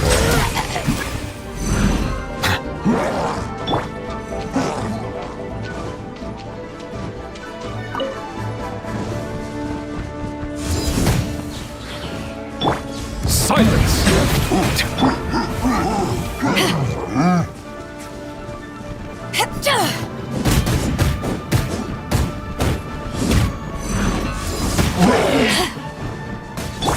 Settle down!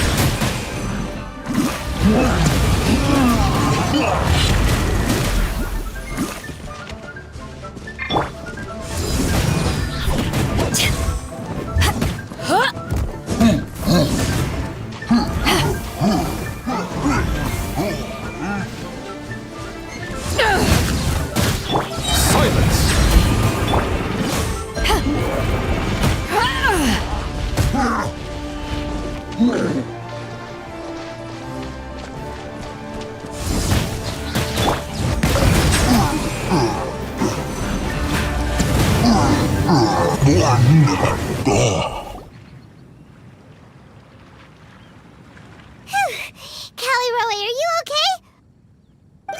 What's that? It's a huge water droplet. This is exactly what I saw the other day. Huh? Why are you all looking at me like that? Oh no! My body... is it... That voice is definitely Callie Roy's. How did this happen? Please wait a moment. Oh no. Did I use up too much energy? How did you... What's going on here? Miss Callie Roe, are you some kind of adeptus? No. I'm so sorry for deceiving you all for so long. Actually, I'm an Oceanid who flowed here from Fontaine long ago. What's an Oceanid? Ah, the Grandmaster has mentioned them before. The Oceanids were the familiars of the former Hydro Archon. They all fled Fontaine after the Archon died and settled across the world. That's correct. Though, to tell you the truth, I can't even completely recall how I found myself here. I have a vague impression of my ancestral home, but I can't recall clearly anything I saw on my journey. All I know is that by the time I arrived in Mondstadt, I had lost most of my power and couldn't even sustain a physical form. Eventually, I settled in a place called Springvale, where I slowly began to regain my power. Springvale is a serene and beautiful place. The water that flows through there is clear and pure, just like the hearts of the people who dwell there. So you're the Spring Fairy of Springvale? Yes, Diona, and I remember you too, you know. When you were little, you often came to the spring at night to speak with me. Really? You're not messing with me, are ya? I always thought that was just a local legend. Your favorite little pillow, the fish one? Its name is Bubbles, is it not? Yep! All those childhood memories. So they weren't just a dream. So, if this is true, then all those things written on the leaves...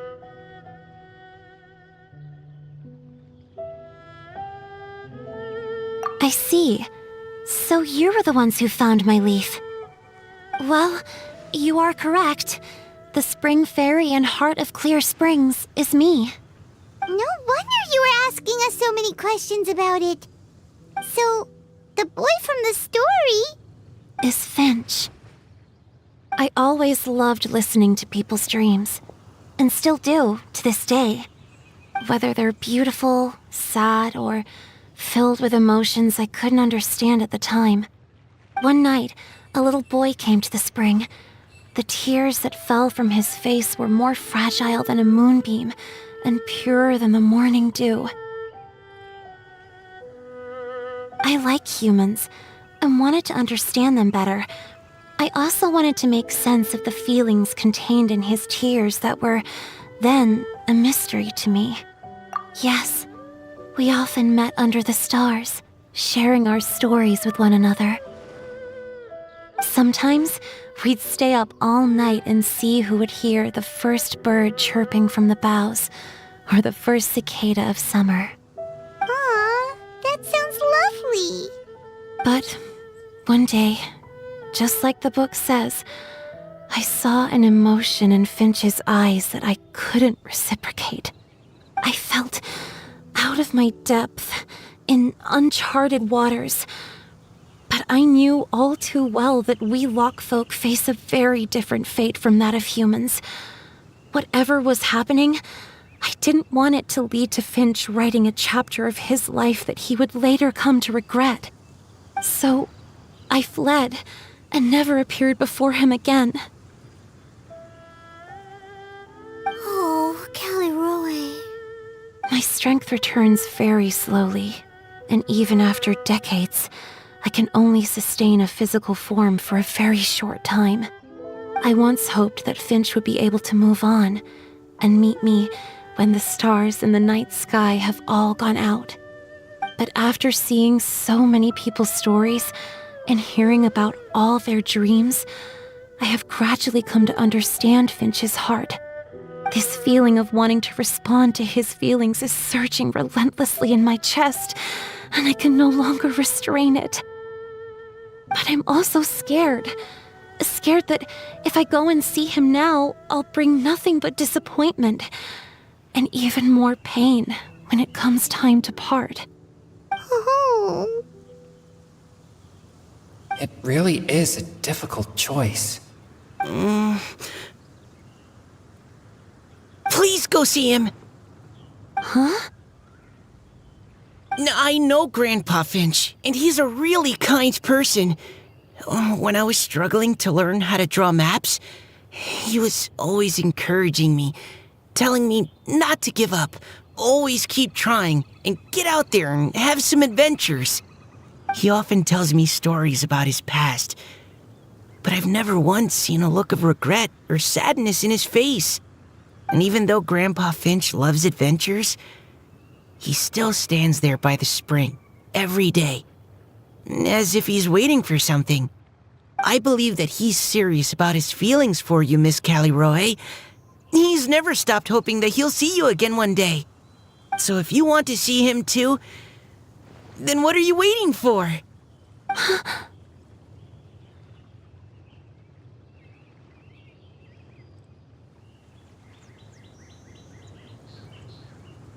Huh? Oh, sorry. I think I got a bit too excited and I just thought, well, it just sort of came out. I understand. That settles it. I've decided. I will go back and see Finch. You will? Amazing! That's great! But I'd like to ask all of you for some help. Sure. Just say the word. We'll help you any way we can. Would you come to Springvale with me and help to bring Finch to my side? I cannot maintain this form for much longer, and I'm worried others will see me how I was just before. Leave it to me. I'm really close with Grandpa Finch. Also, please keep Finch's in my secret. I wouldn't want Springvale's tranquil waters to become agitated on account of all this.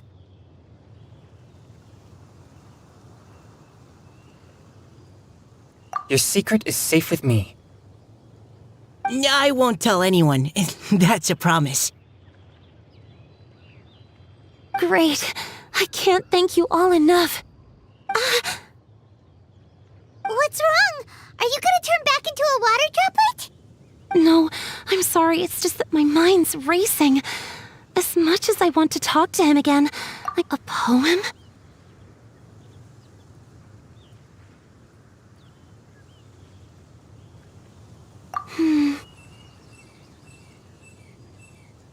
Okay, good idea. I'll write him a poem. And it will be called Heart of Clear Springs.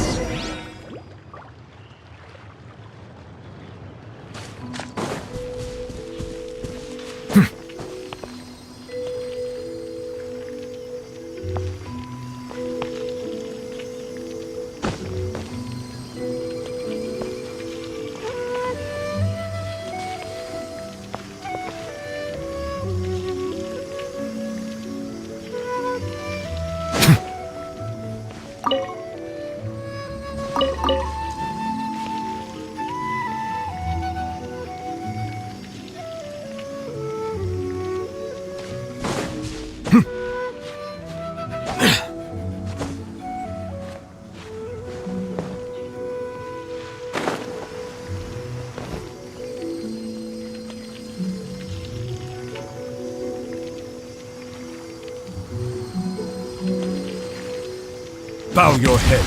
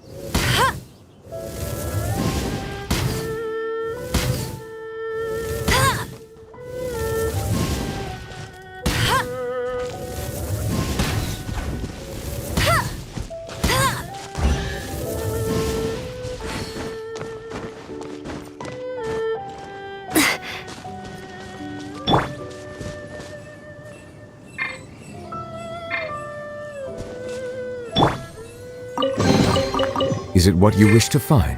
Hopefully the excitement of opening a treasure chest has at least made it a worthwhile experience.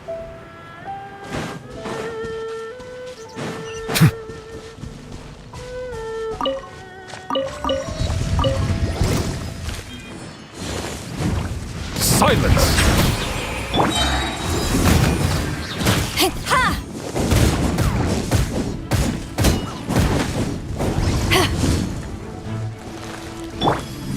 Settle down!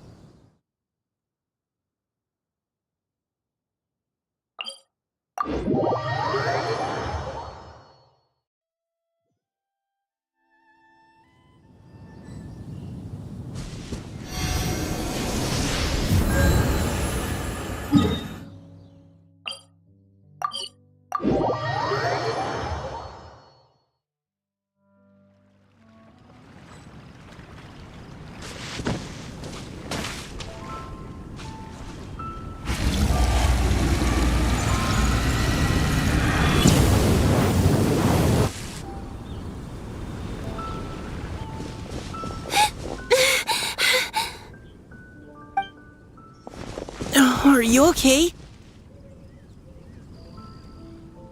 It's nothing. I'm just scared that I won't be able to maintain this form much longer. Okay, don't panic. Wait here, Caliroe. I'll go fetch Grandpa Finch. Take it slow, Diona. Finch isn't a young man anymore. He's not as steady on his feet.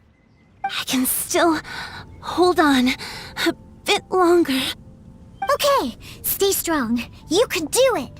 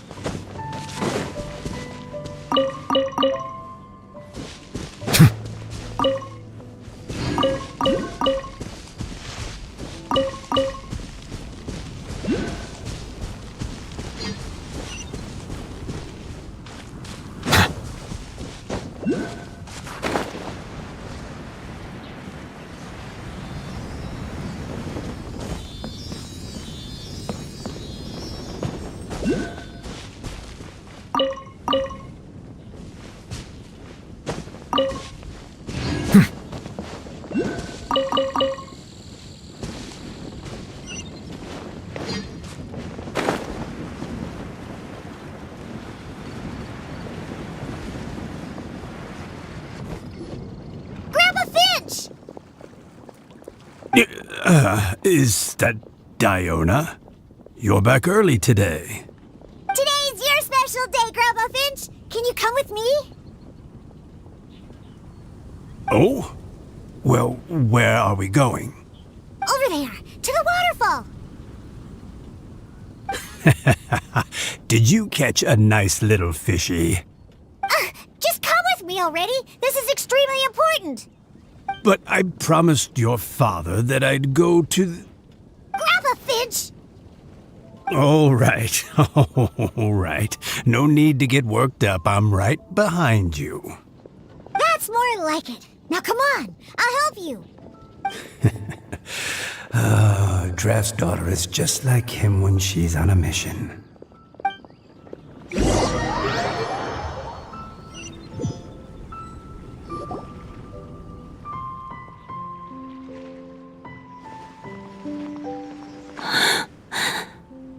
Over here! Over here! It's okay, Grandpa Finch. Take your time.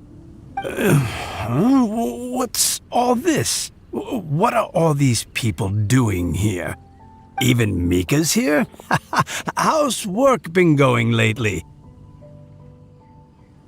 And even some friends from abroad, if I'm not mistaken. You do know that today's not my birthday, don't you? Greetings, Mr. Finch. My name is Chong Yoon. We all met at the poetry gala, and, well, there's someone we'd like to introduce you to. Finch. That voice. Callie Rowe. I didn't think you'd still remember.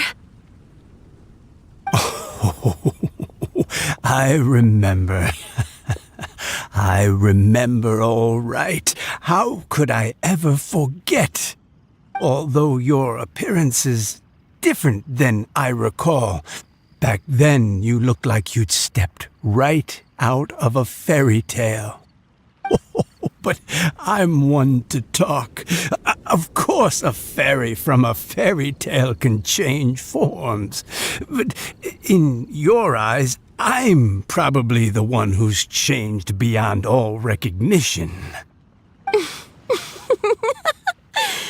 Oh, even after all these years, you still know just what to say to make me laugh. I thought you were only able to appear in the dead of night. There have been times when I've wondered whether it really was all a dream. I'm sorry I kept you waiting for so long, Finch. Oh, it can't have been that long. It's been but the blink of an eye, really.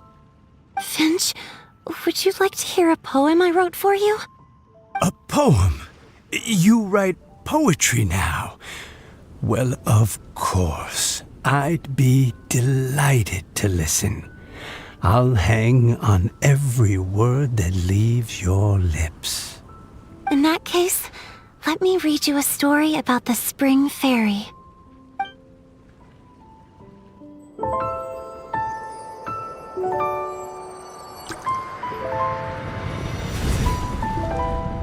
Far from my native land I roamed. In streams I slept, many seasons I met as the sun set and rose.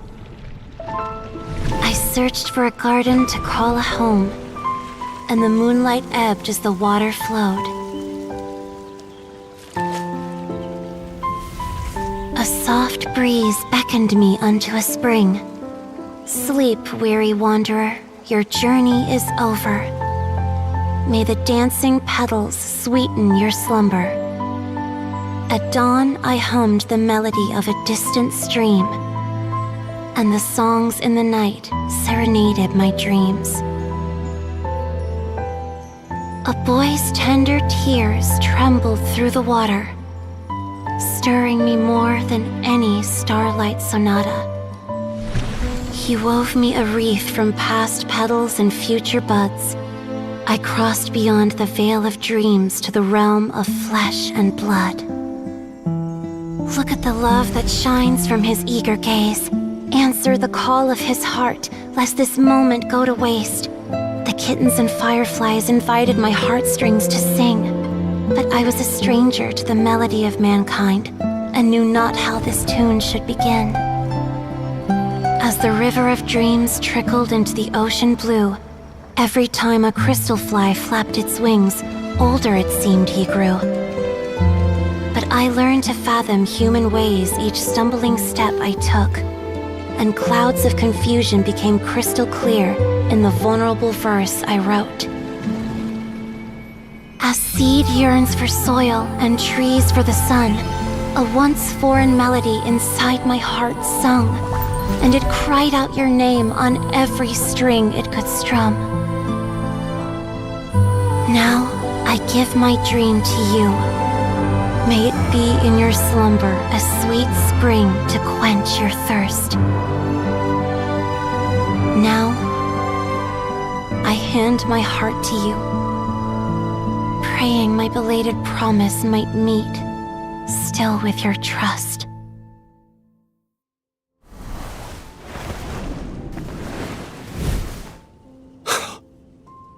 Yes. This is how I remember you from when we first met. All those years ago. It really has been a long, old time, hasn't it? Finch, It's okay. I understand. Your poem, it explains everything. Thank you, Finch. Please, take this.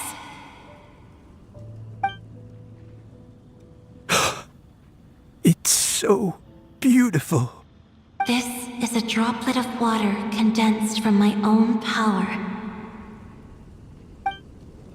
Finch, I don't have a physical form like humans, and I can't stay by your side.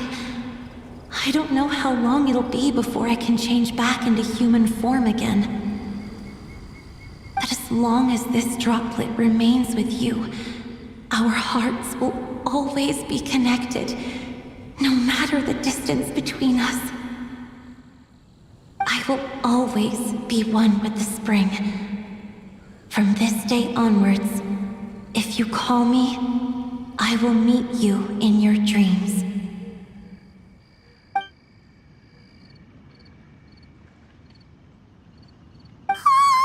It's so romantic!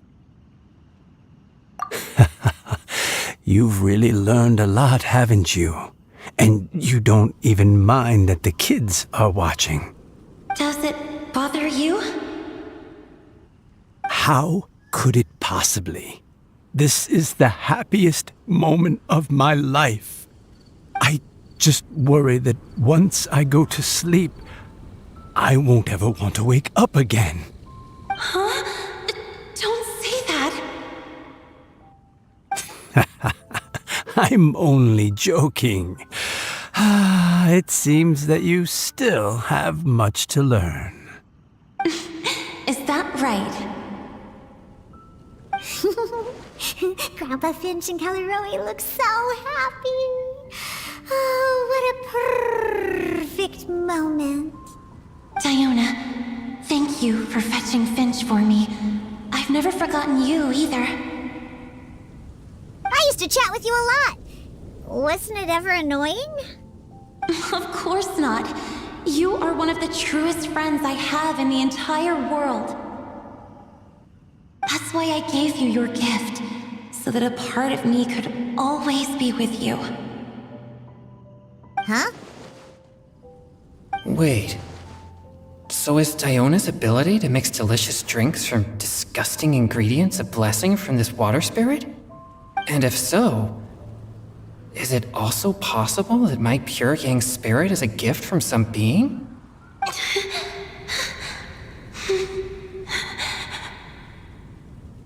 My physical form is about to disappear.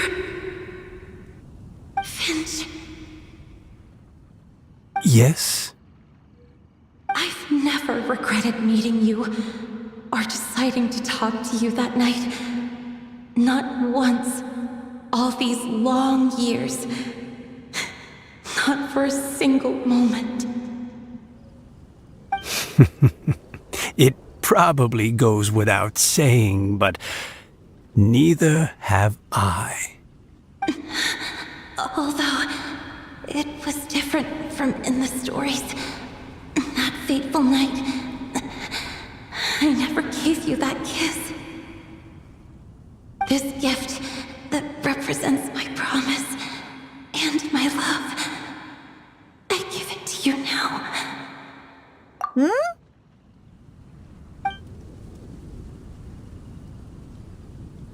It's okay, everyone. She's gone now. What? But Paimon didn't get a chance to say goodbye. Grandpa Finch? Don't worry now. She hasn't gone far. Just like she said, she'll always be one with the spring, by our side and in our dreams.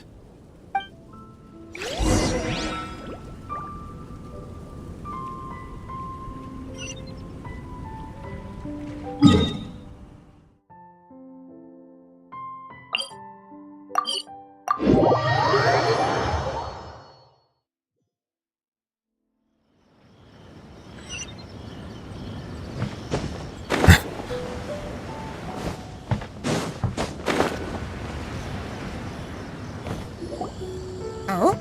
Hey, you're all back! And it looks like you're in much better spirits than before. Hu Tao's a step ahead. She's already talking about printing a poetry anthology. She said she can't wait for everyone's final words because I'm itching to pull the trigger. By which I assume she meant she eagerly anticipates receiving everyone's freestyle poetry submissions to help her close the deal. Where have you all been? I've been waiting here forever. Perhaps they lacked sufficient inspiration and wished to have an emergency communion with nature. And with any luck, I'll bet they heard some fine poetry along the way. How deaf, Bard! Does this mean that right from the start you...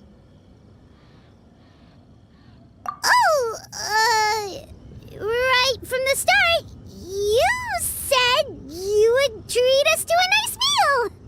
Huh? Did I? Very well. Since the Traveler agrees, then it looks like I can't escape this time. Diona! Dear Diona, could I trouble you to fix us a couple of your delicious beverages? You wish. All right. Well, normally I'd never agree, but since I happen to be in a good mood today... Huh? So, just what have you guys been up to all this time? Why does it feel like there are some unspoken words hanging in the air here that everyone is privy to but myself? Really? Must be the breeze. You're reading way too much into it. Yeah, that's right. We're just, taking a walk. Inspiration walk, since it worked so well last time. So even Mika's in on it? Chongyun, how about you tell me what happened on the sly? I've just remembered that I heard about a haunted house recently that you'll definitely want to check out. I'm willing to bet that even your pure Yang spirit won't be able to scare off these demons. I appreciate the gesture, but no thanks. Not this time. And I'm starting to think that maybe this pure Yang spirit isn't such a bad thing after all. Huh? What the? What's gotten into you? Okay, that confirms it. I call shenanigans. Something big definitely went down here.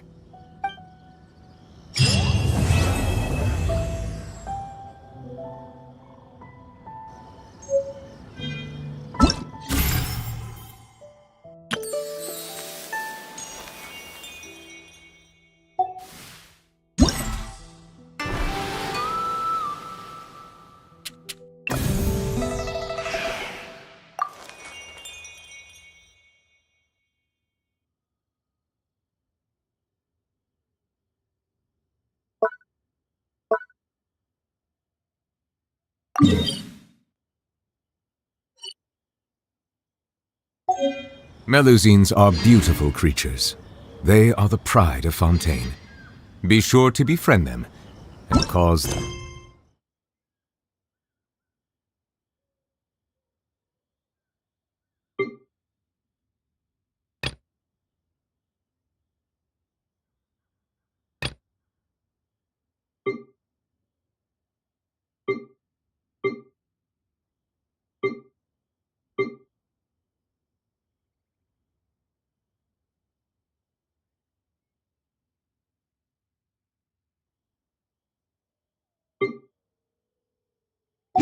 no harm.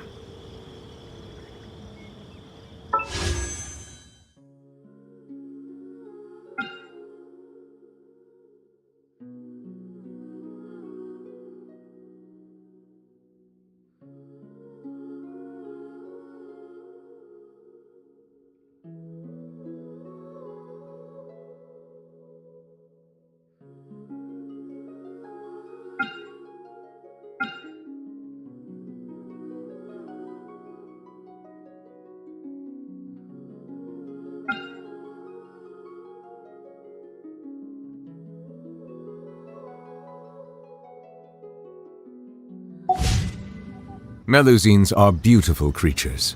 They